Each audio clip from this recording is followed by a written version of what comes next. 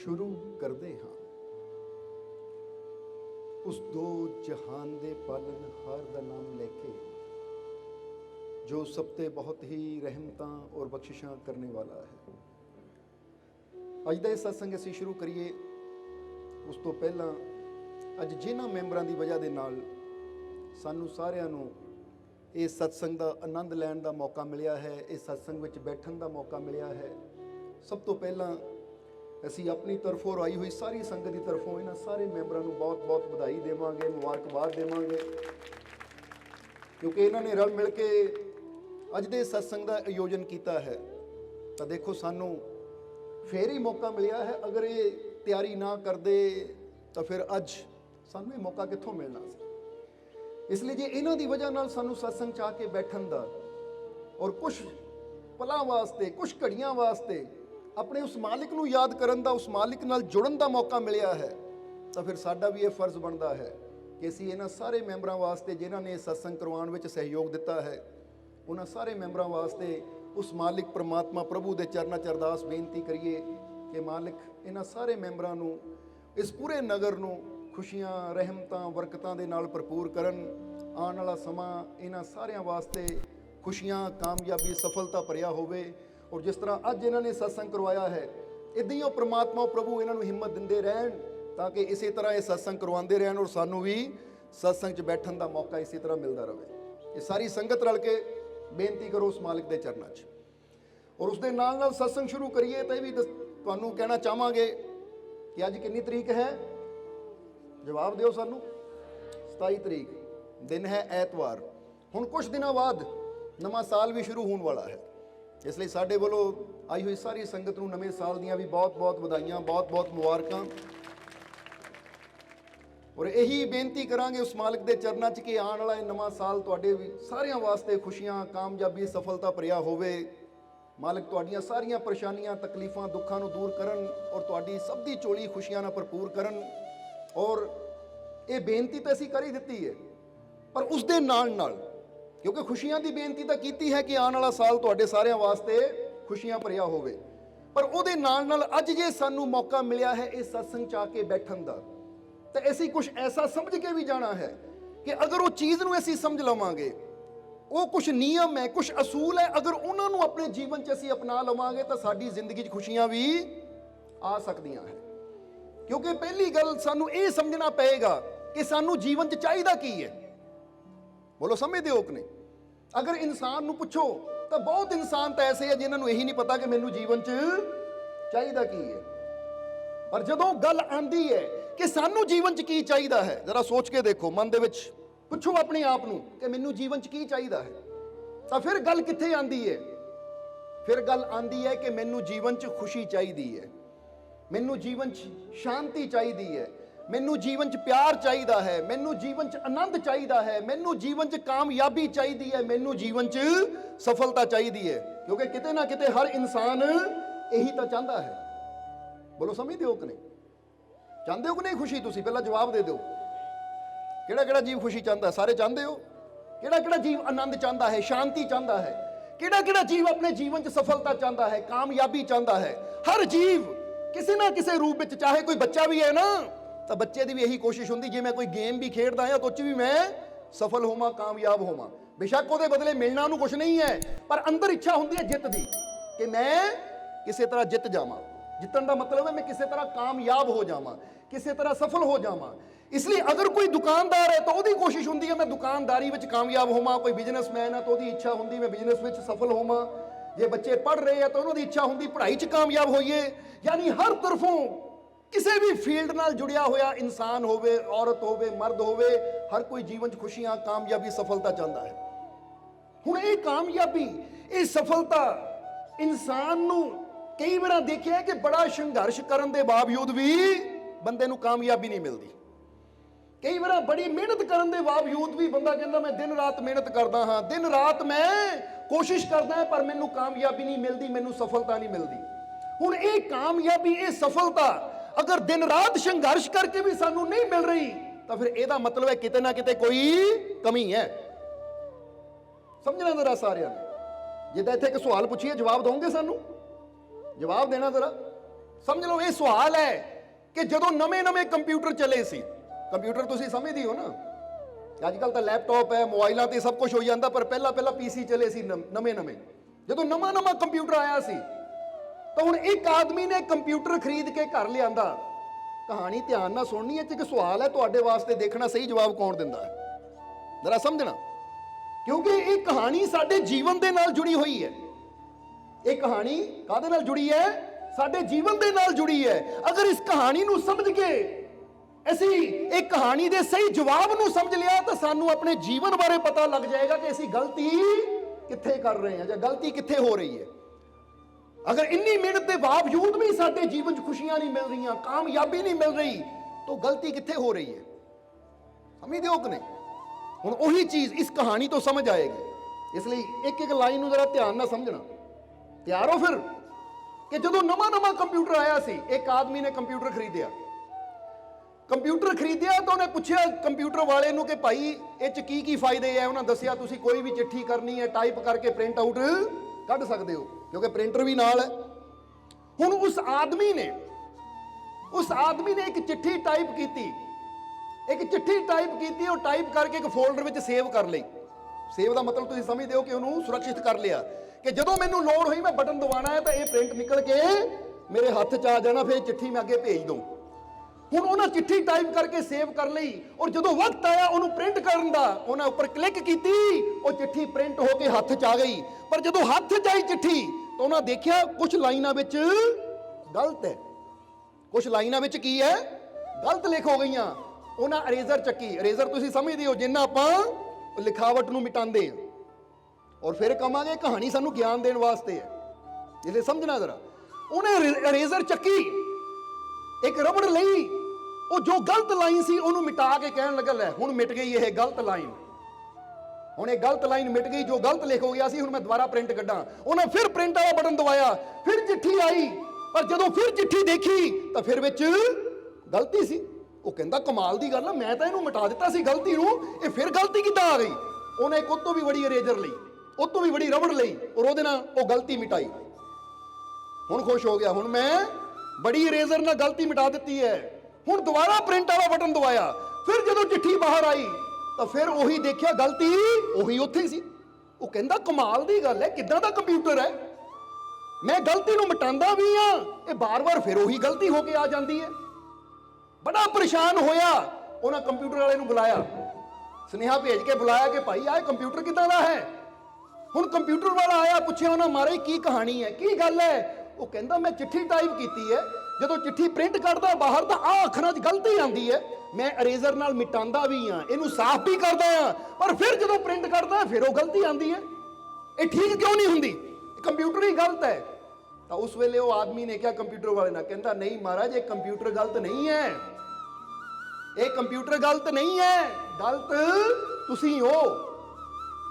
ਹੁਣ ਉਹਨੇ ਕਿਹਾ ਮਹਾਰਾਜ ਤੁਸੀਂ ਗਲਤੀ ਇੱਥੇ ਕਰ ਰਹੇ ਹੋ ਜਿਹਦੇ ਕਰਕੇ ਬਾਰ-ਬਾਰ ਉਹ ਗਲਤ ਲਫ਼ਜ਼ ਆ ਰਹੇ ਹੈ, ਚਿੱਠੀ ਤੁਹਾਡੇ ਹੱਥ 'ਚ ਹੁੰਦੀ ਉੱਥੇ ਤਾਂ ਤੁਸੀਂ ਮਿਟਾ ਦਿੰਦੇ ਹੋ, ਔਰ ਫਿਰ ਪ੍ਰਿੰਟ ਵਾਲਾ ਬਟਨ ਦਬਾਉਂਦੇ ਹੋ ਤਾਂ ਫਿਰ ਚਿੱਠੀ ਹੱਥ 'ਚ ਆ ਜਾਂਦੀ, ਗਲਤੀ ਇੱਥੇ ਨਹੀਂ ਹੈ, ਗਲਤੀ ਕਿੱਥੇ ਹੈ? ਜਵਾਬ ਦਿਓ ਸਾਨੂੰ। ਹੁਣ ਇਹ ਸਵਾਲ ਹੈ ਤੁਹਾਡੇ ਵਾਸਤੇ, ਗਲਤੀ ਕਿੱਥੇ ਕਰ ਰਿਹਾ ਉਹ? ਦੇਖੀਏ ਦੱਸ ਦਿਓ ਕਿ ਨਹੀਂ?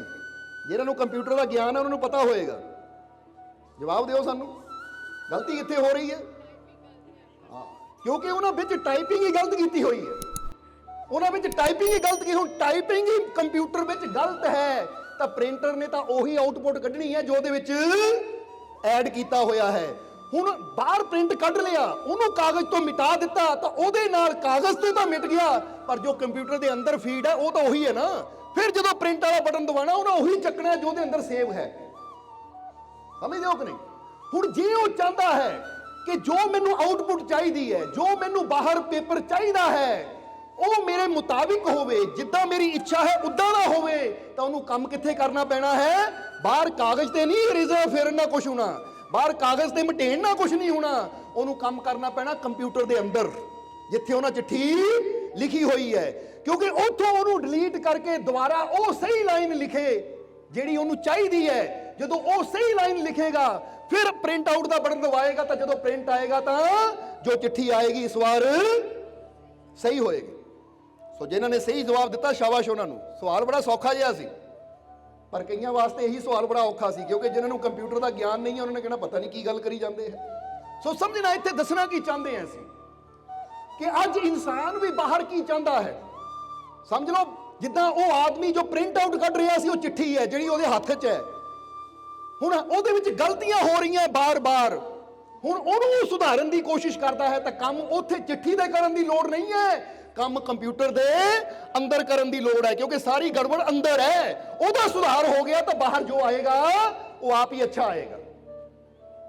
ਹੁਣ ਤੁਸੀਂ ਇਦਾਂ ਸੋਚੋ ਕਿ ਤੁਸੀਂ ਮੋਬਾਈਲ ਦੇ ਵਿੱਚ ਕਿਸੇ ਨੂੰ ਗਾਲ ਲਿਖ ਕੇ ਭੇਜਦੇ ਹੋ, ਤਾਂ ਉਹ ਮੋਬਾਈਲ 'ਚ ਜੋ ਤੁਸੀਂ ਮੋਬਾਈਲ ਦੇ ਅੰਦਰ ਲਿਖਿਆ ਨਾ, ਅਗਲੇ ਕੋਲ ਉਹੀ ਪ੍ਰਿੰਟ ਆਊਟ ਜਾਣਾ ਹੈ। ਬੋਲੋ ਸਮਝਦੇ ਹੋ ਕਿ ਨਹੀਂ? ਬੰਦਾ ਕਹੇ ਲੈ ਮੈਂ ਆਹ ਚੀਜ਼, ਤਾਂ ਜੇ ਤੁਸੀਂ ਉਹਦੇ ਅੰਦਰ ਕੋਈ ਸ਼ਬਦ ਲਿਖ ਕੇ ਭੇਜਦੇ ਹੋ, ਕੋਈ ਅੱਛਾ ਬੋਲ ਲਿਖ ਕੇ ਭੇਜਦੇ ਹੋ, ਤਾਂ ਫਿਰ ਪ੍ਰਿੰਟ ਆਊਟ ਕੀ ਆਣਾ ਹੈ? ਜੋ ਤੁਸੀਂ ਅੱਛਾ ਲਿਖਿਆ ਹੈ, ਜੋ ਤੁਸੀਂ ਲਿਖਿਆ ਹੋਏਗਾ ਬਾਹਰ, ਤਾਂ ਉਹੀ ਆਣਾ ਹੈ।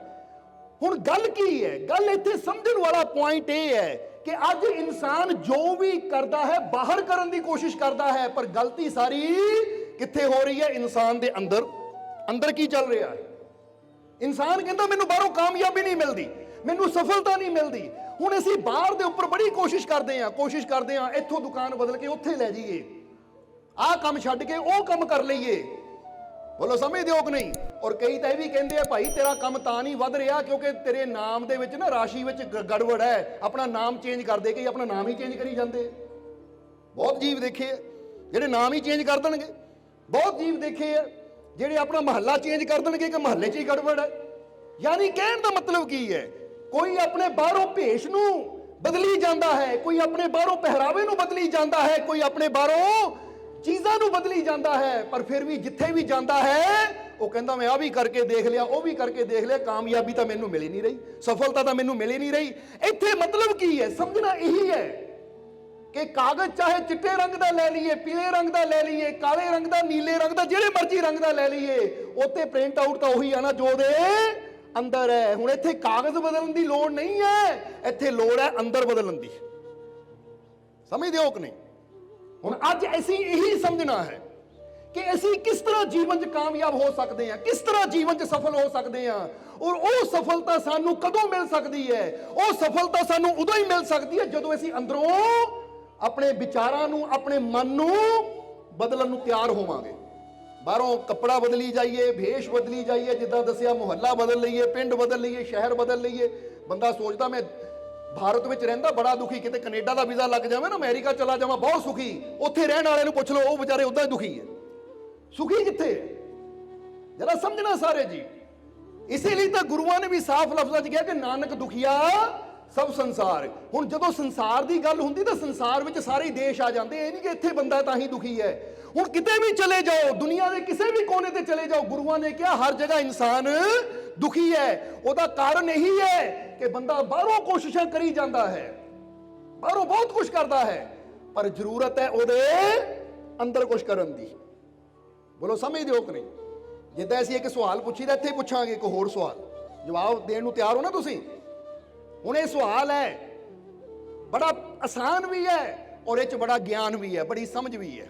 ਜ਼ਰਾ ਸਮਝਣਾ ਸਾਰਿਆਂ ਨੇ ਕਿ ਅਗਰ ਅਸੀਂ ਚਾਹੁੰਦੇ ਹਾਂ ਇੱਕ ਪੇੜ ਦੇ ਉੱਪਰ ਫਲ ਮਿੱਠੇ ਆਣ, ਅਗਰ ਅਸੀਂ ਚਾਹੁੰਦੇ ਹਾਂ ਇੱਕ ਪੇੜ ਬਹੁਤ ਮਜ਼ਬੂਤ ਬਣੇ, ਤਾਂ ਉੱਥੇ ਕੰਮ ਕਿੱਥੇ ਕਰਨ ਦੀ ਲੋੜ ਹੈ?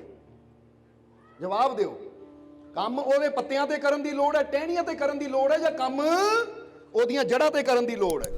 ਕਿਉਂਕਿ ਜਿਹੜੇ ਪੇੜ ਦੀ ਜੜ ਜਿੰਨੀ ਮਜ਼ਬੂਤ ਹੋਏਗੀ ਉਹ ਪੇੜ ਵੀ ਉਨਾ ਮਜ਼ਬੂਤ ਹੋਏਗਾ। ਜਿਹੜੇ ਪੇੜ ਦੀ ਜੜ ਜਿੰਨੀ ਗਹਿਰੀ ਹੋਏਗੀ ਉਹ ਪੇੜ ਦੇ ਫਲ ਵੀ ਉਨੇ ਮਿੱਠੇ ਆਣਗੇ, ਕਿਉਂਕਿ ਜਿੰਨੀ ਗਹਿਰਾਈ ਹੋਵੇ ਨਾ ਉਨੀ ਮਿਠਾਸ ਵੱਧਦੀ ਹੈ।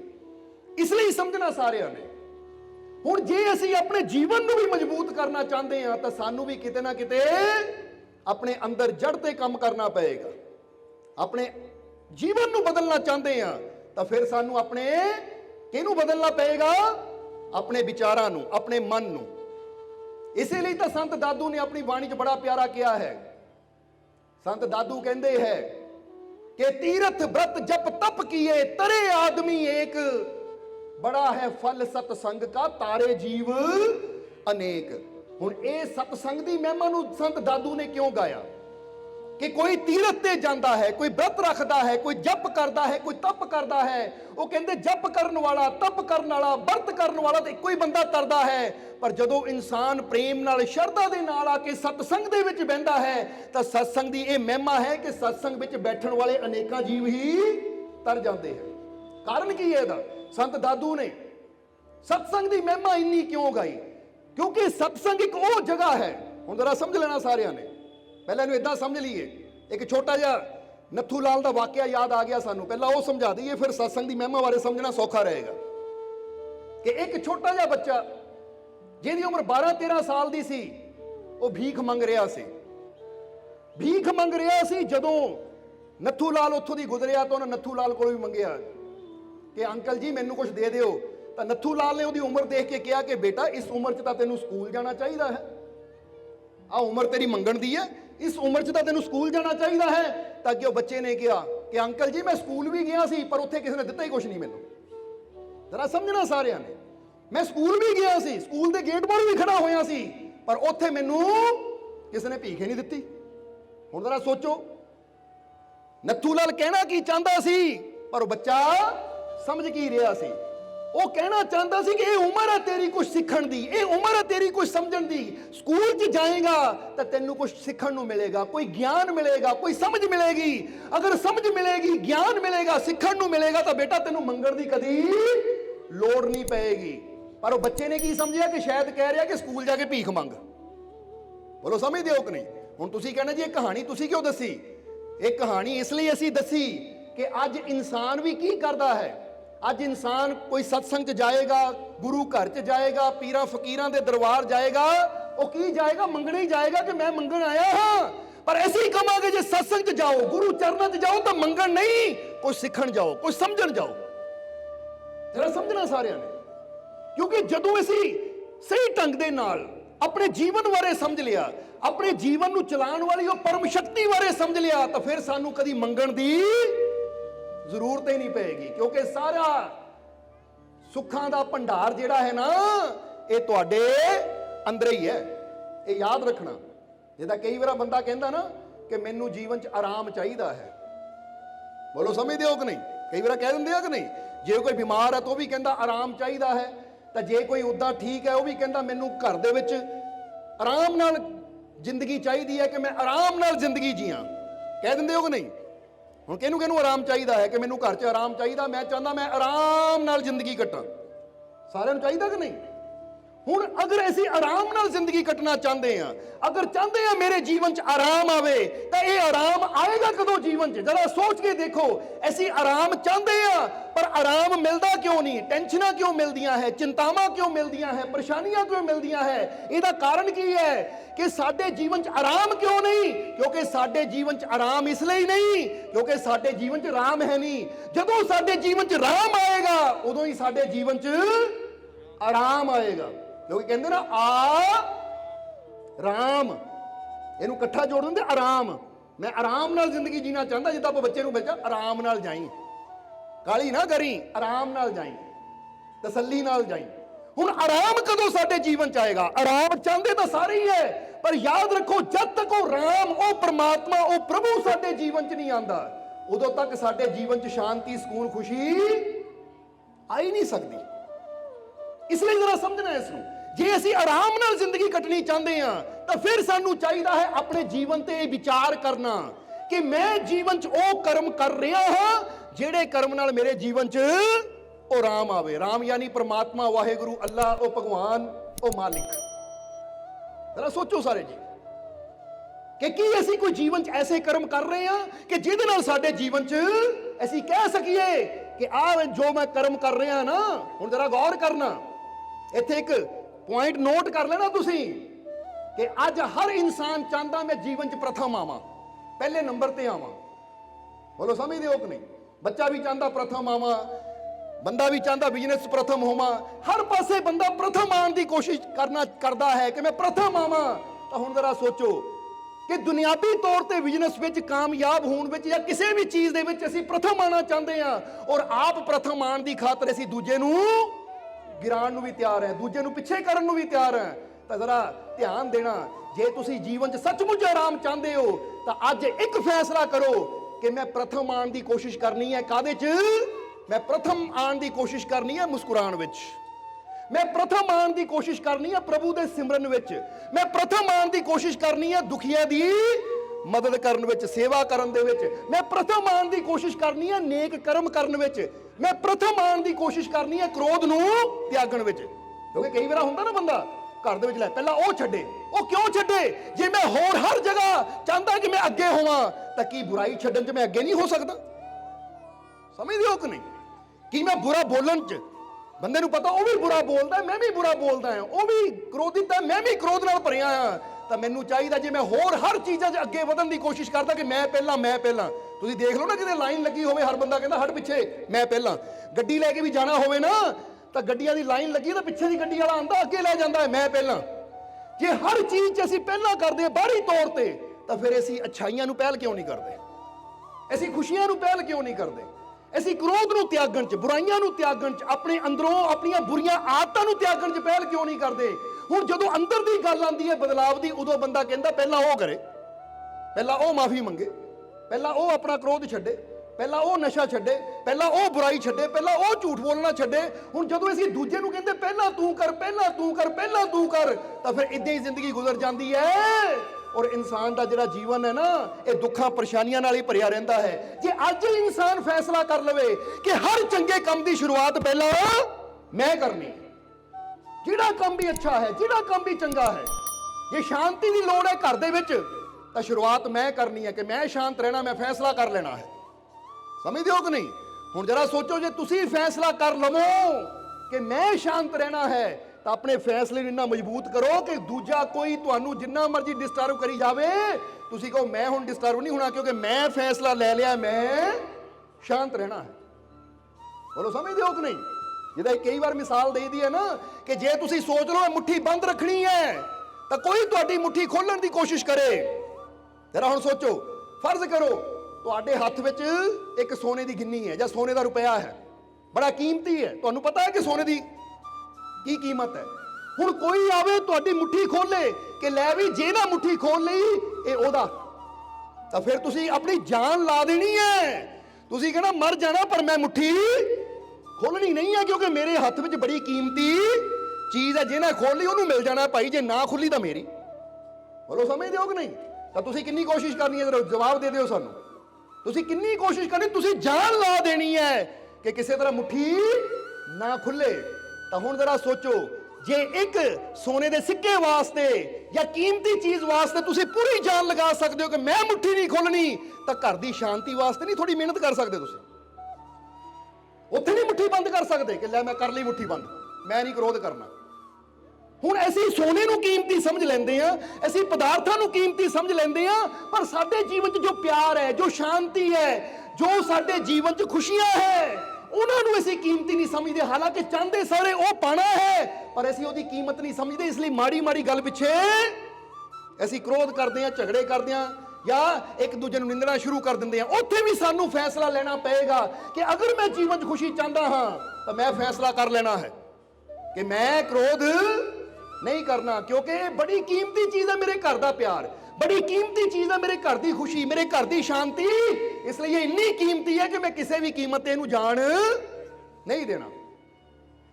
ਤਾਂ ਹੋ ਸਕਦਾ ਕਿ ਨਹੀਂ ਹੋ ਸਕਦਾ? ਜਵਾਬ ਦਿਓ ਸਾਨੂੰ। ਹੁਣ ਜੇ ਤੁਸੀਂ ਵਰਤ ਰੱਖਿਆ ਹੋਵੇ, ਕੋਈ ਤੁਹਾਨੂੰ ਕਹੇ ਪਾਣੀ ਪੀ ਲੈ, ਪੀਂਦੇ ਹੋ ਤੁਸੀਂ? ਕੋਈ ਕਹੇ ਰੋਟੀ ਖਾ ਲੈ, ਖਾਂਦੇ ਹੋ ਤੁਸੀਂ? ਕਿਉਂਕਿ ਤੁਹਾਨੂੰ ਪਤਾ ਹੈ ਮੈਂ ਵਰਤ ਰੱਖਿਆ ਹੋਇਆ ਹੈ, ਮੈਂ ਵਰਤ ਰੱਖਿਆ, ਮੈਂ ਕਿਸੇ ਦੇ ਕਹਿਣ ਤੇ ਵੀ ਵਰਤ ਤੋੜ ਨਹੀਂ ਸਕਦਾ।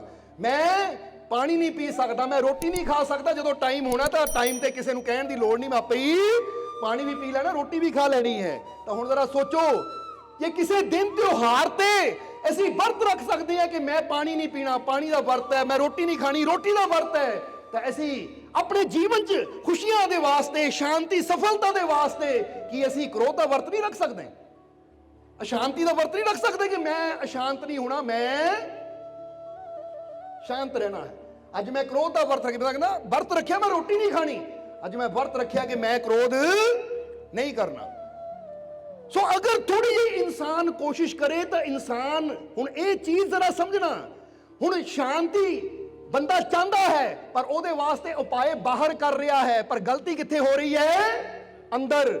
ਹੁਣ ਕ੍ਰੋਧ ਅੰਦਰ ਹੈ, ਸ਼ਾਂਤੀ ਅਸੀਂ ਬਾਹਰ ਚਾਹੁੰਦੇ ਹਾਂ। ਤੇ ਜੇ ਅੰਦਰ ਕੰਮ ਕਰੀਏ ਕਿ ਮੈਂ ਕ੍ਰੋਧ ਨਹੀਂ ਕਰਨਾ, ਮੈਂ ਆਪਣੇ ਅੰਦਰ ਫੈਸਲਾ ਲਿਆ, ਹੁਣ ਸੁਧਾਰ ਅੰਦਰ ਕੀਤਾ, ਤਾਂ ਉਹਦਾ ਰਿਜ਼ਲਟ ਕਿੱਥੇ ਮਿਲਣਾ ਹੈ? ਬਾਹਰ। ਇੱਕ ਬਹੁਤ ਬੜੇ ਮਨੋਚਿਕਿਤਸਕ ਹੋਏ ਹੈ, ਮਨੋਚਿਕਿਤਸਕ ਜਿਹੜੇ ਦਿਮਾਗ ਦਾ ਇਲਾਜ ਕਰਦੇ ਹੈ, ਉਹਨਾਂ ਨੇ 10,000 ਬੰਦੇ ਦੇ ਜੀਵਨ ਤੇ ਖੋਜ ਕਰਕੇ ਆਪਣੀ ਬੁੱਕ 'ਚ ਲਿਖਿਆ। ਹੁਣ ਇੱਥੇ ਉਹ ਲਾਈਨਾਂ ਤੁਹਾਨੂੰ ਦੱਸਣਾ ਚਾਹਾਂਗੇ। ਉਹ ਕਹਿੰਦੇ ਹਰ ਇਨਸਾਨ ਦੀ ਜ਼ਿੰਦਗੀ ਜੁੜੀ ਹੋਈ ਹੈ PTFAR। ਜਰਾ ਗੌਰ ਕਰਨਾ, ਕੀ ਲਿਖਿਆ ਉਹਨਾਂ ਨੇ? PT, ਪਹਿਲਾ P, ਫਿਰ T, ਫਿਰ F, ਫਿਰ A, ਔਰ ਲਾਸਟ ਵਿੱਚ ਉਹਨਾਂ ਨੇ ਕਿਹਾ R। ਤਾਂ ਉਹਨਾਂ ਦੇ ਸਹਿਯੋਗੀਆਂ ਨੇ ਪੁੱਛਿਆ, ਮਹਾਰਾਜ ਇਹਦਾ ਮਤਲਬ ਕੀ ਹੈ? ਉਹ ਕਹਿੰਦੇ ਹਰ ਇਨਸਾਨ ਦੀ ਜ਼ਿੰਦਗੀ ਇਹਦੇ ਨਾਲ ਜੁੜੀ ਹੋਈ ਹੈ।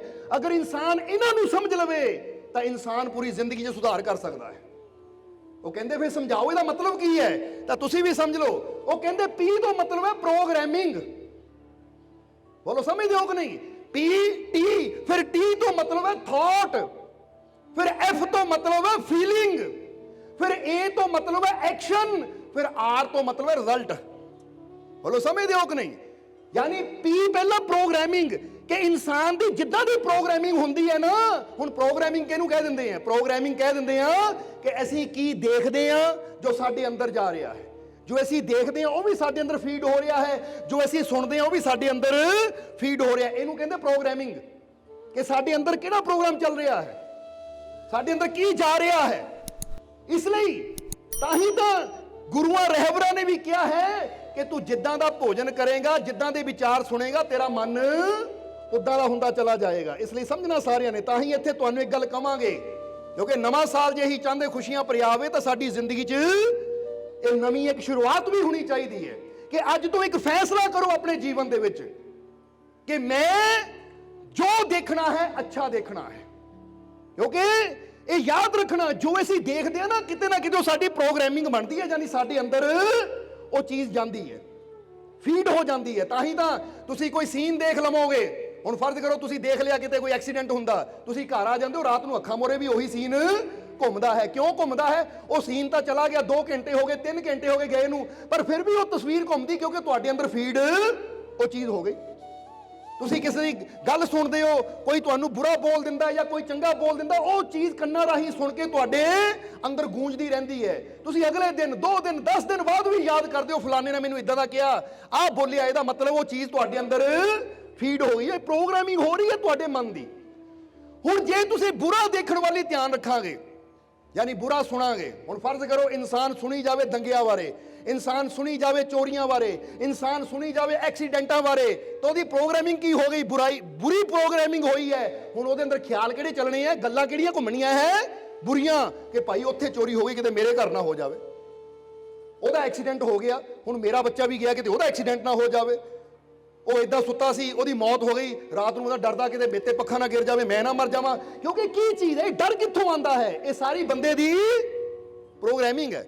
ਹੁਣ ਜਰਾ ਦੱਸਿਓ, ਜਵਾਬ ਦਿਓ ਕਿ ਤੁਸੀਂ ਰਾਤ ਨੂੰ ਘਰ 'ਚ ਆਰਾਮ ਨਾਲ ਸੌਂਦੇ ਹੋ, ਬੜੇ ਆਰਾਮ ਨਾਲ ਸੌਂਦੇ ਹੋ, ਪਰ ਕੱਲ ਨੂੰ ਤੁਹਾਨੂੰ ਕੋਈ ਦੱਸ ਦੇਵੇ ਉਹ ਨਾਲ ਦੇ ਪਿੰਡ 'ਚ 2 ਚੋਰੀਆਂ ਹੋ ਗਈਆਂ, ਨਾਲ ਦੇ ਪਿੰਡ 'ਚ 2 ਚੋਰੀਆਂ ਹੋ ਗਈਆਂ, ਅੱਜ ਰਾਤ ਨੂੰ ਤੁਹਾਨੂੰ ਨੀਂਦ ਨਹੀਂ ਆਣੀ, ਕਿਉਂਕਿ ਪ੍ਰੋਗਰਾਮਿੰਗ ਅੰਦਰ ਬੁਰੀ ਚੀਜ਼ ਚਲੀ ਗਈ, ਨੈਗੇਟਿਵਿਟੀ ਚਲੀ ਗਈ। ਹੁਣ ਮਨ ਕਿੱਥੇ ਘੁੰਮੀ ਜਾਣਾ ਹੈ? ਮਨ ਘੁੰਮਣਾ ਹੈ ਉਹ ਨਾਲ ਦੇ ਪਿੰਡ 'ਚ ਹੋਵੇ, ਕਿਤੇ ਮੇਰੇ ਘਰ 'ਚ ਨਾ ਹੋ ਜਾਵੇ।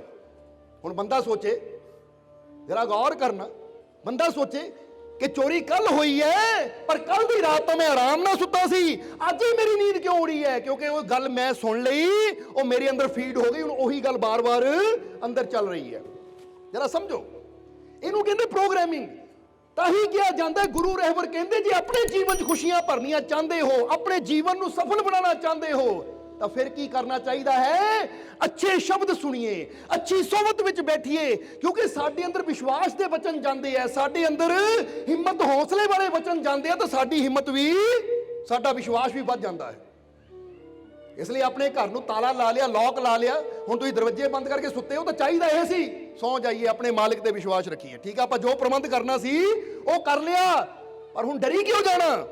ਬਲਕਿ ਇਹ ਯਕੀਨ ਰੱਖੀਏ ਆਪਣੇ ਪ੍ਰਮਾਤਮਾ ਦੇ ਕਿ ਮੇਰਾ ਮਾਲਿਕ ਮੇਰੇ ਨਾਲ ਹੈ, ਤਾਂ ਮੈਨੂੰ ਡਰਨ ਦੀ ਕੀ ਜ਼ਰੂਰਤ ਹੈ? ਤਾਂ ਹੀ ਤਾਂ ਗੁਰੂ ਵੀ ਕਹਿੰਦੇ ਨਾ, ਤੂੰ ਮੇਰਾ ਰਾਖਾ ਸਭਨੀ ਥਾਈ।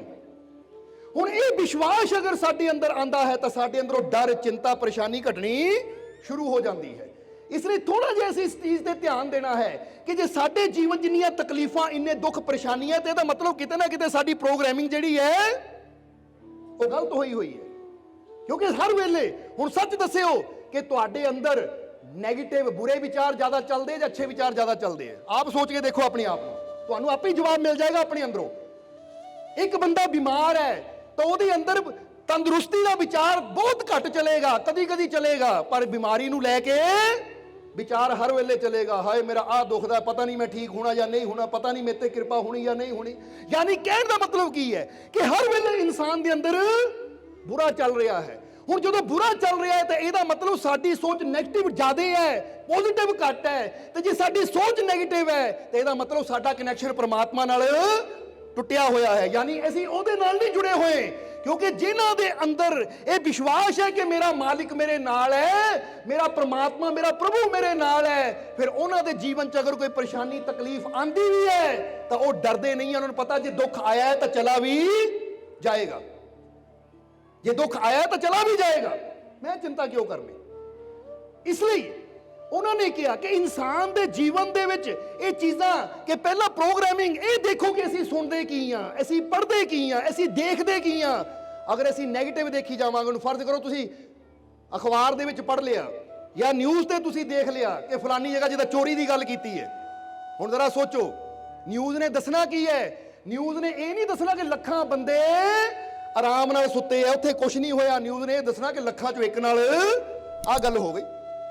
ਹੁਣ ਜਦੋਂ ਨਿਊਜ਼ ਆਂਦੀ ਹੈ ਫਲਾਨੀ ਜਗ੍ਹਾ ਐਕਸੀਡੈਂਟ ਹੋ ਗਿਆ, ਬੰਦਾ ਮਰ ਗਿਆ, ਉਹ ਰੋਡ ਬੜਾ ਖਤਰਨਾਕ ਹੈ, ਤਾਂ ਉਸੇ ਹੀ ਰੋਡ ਤੋਂ ਲੱਖਾਂ ਆਦਮੀ ਸਹੀ ਸਲਾਮਤ ਘਰ ਵੀ ਪਹੁੰਚੇ ਹੈ, ਸਹੀ ਸਲਾਮਤ ਵਾਪਸ ਵੀ ਆਏ ਹੈ। ਜੇ ਉਹ ਪੂਰੀ ਗੱਲ ਲਿਖਣ ਕਿ 10 ਲੱਖ ਬੰਦਾ ਗਿਆ ਸੀ, ਸਹੀ ਸਲਾਮਤ ਵਾਪਸ ਆਇਆ, ਪਰ ਇੱਕ ਬੰਦੇ ਦਾ ਐਕਸੀਡੈਂਟ ਹੋਇਆ, ਤਾਂ ਬੰਦੇ ਨੇ ਕਹਿਣਾ ਲੈ ਜੇ 10 ਲੱਖ ਸਹੀ ਸਲਾਮਤ ਆਇਆ ਤਾਂ ਇੱਕ ਗਿਆ ਵੀ ਤਾਂ ਕੀ ਹੈ, ਕੋਈ ਡਰ ਹੀ ਨਹੀਂ ਹੈ। ਪਰ ਜਦੋਂ ਗੱਲ ਹੀ ਸਾਰਾ ਆ ਜਾਣਾ ਹੈ ਕਿ ਜੋ ਸਹੀ ਹੋ ਰਿਹਾ ਉੱਤੇ ਕੋਈ ਜ਼ੋਰ ਨਹੀਂ ਔਰ ਸਾਰਾ ਜ਼ੋਰ ਹੀ ਨੈਗੇਟਿਵਿਟੀ ਤੇ ਹੈ, ਤਾਂ ਬੰਦੇ ਅੰਦਰ ਡਰ ਪੈਦਾ ਹੋਣਾ ਸ਼ੁਰੂ ਹੋ ਜਾਂਦਾ ਹੈ।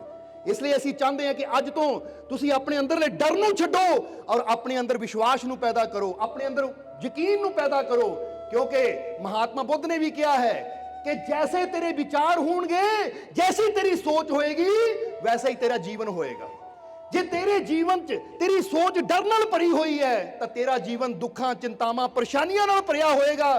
ਤਾਂ ਜੇ ਤੇਰਾ ਜੀਵਨ, ਤੇਰੀ ਸੋਚ ਵਿਸ਼ਵਾਸ ਨਾਲ ਭਰੀ ਹੋਈ ਹੈ ਤਾਂ ਤੇਰਾ ਜੀਵਨ ਖੁਸ਼ੀਆਂ ਨਾਲ ਭਰਿਆ ਹੋਏਗਾ।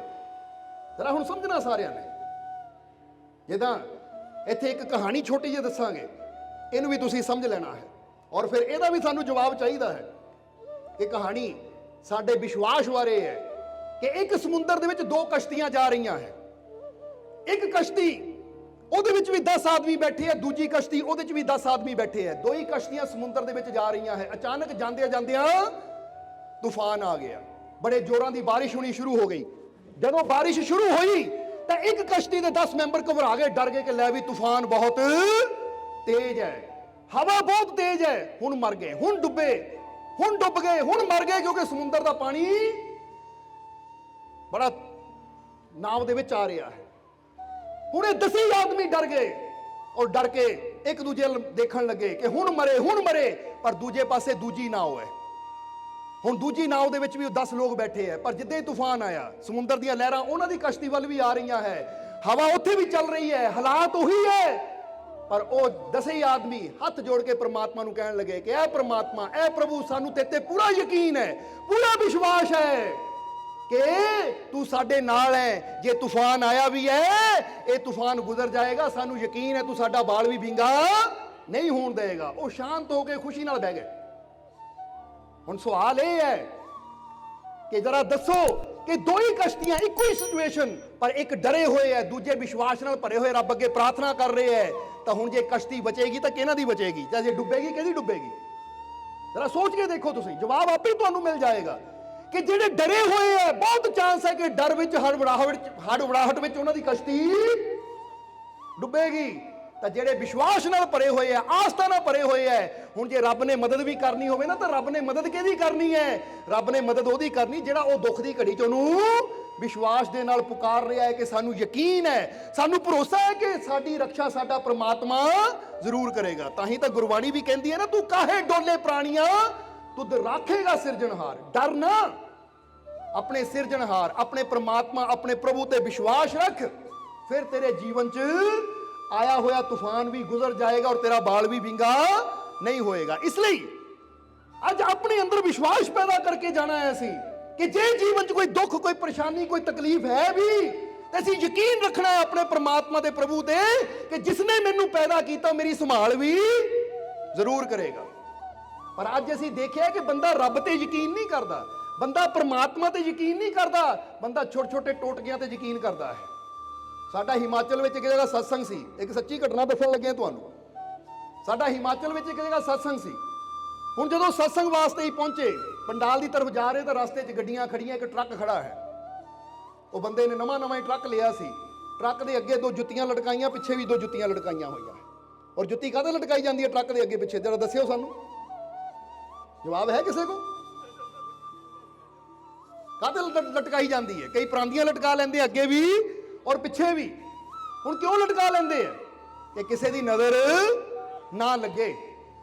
ਹੁਣ ਜਦੋਂ ਅਸੀਂ ਬੈਠੇ ਅੰਦਰ ਜਾ ਕੇ ਜੀਵ ਸਾਨੂੰ ਮਿਲਣ ਆ ਰਹੇ ਹੈ, ਤਾਂ ਉਹਨਾਂ ਨੇ ਟਰੱਕ ਦੀ ਚਾਬੀ ਵੀ ਤੇ ਇੱਕ ਬੱਚਾ ਵੀ ਉਹਨਾਂ ਦੇ ਗੋਦ ਸੀ, ਉਹਨੂੰ ਲੈ ਕੇ ਆਏ। ਟਰੱਕ ਦੀ ਚਾਬੀ ਦਿੱਤੀ ਕਿ ਮਾਲਕੋ ਨਵਾਂ ਟਰੱਕ ਲਿਆ ਹੈ। ਅਸੀਂ ਕਿਹਾ ਅੱਛਾ, ਤੁਹਾਡਾ ਟਰੱਕ ਖੜਾ ਸੀ? ਉਹ ਕਹਿੰਦਾ ਜੀ ਹਾਂਜੀ। ਨਾਲੇ ਬੱਚੇ ਨੂੰ ਕਹਿੰਦਾ ਪਿਆਰ ਦਿਓ। ਤਾਂ ਬੱਚੇ ਤੇ ਕੋਈ ਕਿਰਪਾ ਕਰੋ, ਕਿ ਬੱਚੇ ਨੂੰ ਨਜ਼ਰ ਬੜੀ ਜਲਦੀ ਲੱਗ ਜਾਂਦੀ ਹੈ। ਕੀ ਬੇਨਤੀ ਕੀਤੀ? ਬੱਚੇ ਨੂੰ ਨਜ਼ਰ ਬੜੀ ਜਲਦੀ ਲੱਗ ਜਾਂਦੀ ਹੈ, ਕੋਈ ਕਿਰਪਾ ਕਰੋ। ਅਸੀਂ ਕਿਹਾ ਕੀ ਗੱਲ, ਬੱਚੇ ਨੂੰ ਨਜ਼ਰ ਲੱਗ ਜਾਂਦੀ ਹੈ? ਕਹਿੰਦਾ ਜੀ ਹਾਂ। ਅਸੀਂ ਕਿਹਾ ਵੀ ਇੱਕ ਅੱਧੀ ਜੁੱਤੀ ਇਹਦੇ ਵੀ ਗਲਤ ਲਟਕਾ ਦੇਣੀ ਸੀ, ਉਥੇ ਵੱਡੀਆਂ ਵੱਡੀਆਂ ਲਟਕਾਈਆਂ, ਕੋਈ ਛੋਟੀ ਲਟਕਾ ਦੇਣੀ ਸੀ। ਕਹਿੰਦਾ ਜੀ ਮੈਂ ਸਮਝਿਆ ਨਹੀਂ ਕਿ ਟਰੱਕ ਪਿੱਛੇ ਅੱਗੇ ਪਿੱਛੇ ਜੁੱਤੀਆਂ ਕਿਉਂ ਲਟਕਾਈਆਂ, 2 ਪਿੱਛੇ ਤਾਂ 2 ਅੱਗੇ। ਕਹਿੰਦਾ ਜੀ ਨਜ਼ਰ ਨਾ ਲੱਗੇ। ਇਹ ਕਹਾਂ ਜੀ ਇਹੀ ਨਜ਼ਰ ਦਾ ਉਪਾਅ ਹੈ। ਤਾਂ ਬੱਚੇ ਨੂੰ ਨਜ਼ਰ ਲੱਗਦੀ ਤਾਂ ਇਹਦੇ ਵੀ ਛੋਟੀ ਜਿਹੀ ਜੁੱਤੀ ਲਟਕਾ ਦੇ ਫਿਰ, ਤਾਂ ਕਿ ਇਹਨੂੰ ਵੀ ਨਜ਼ਰ ਨਾ ਲੱਗੇ।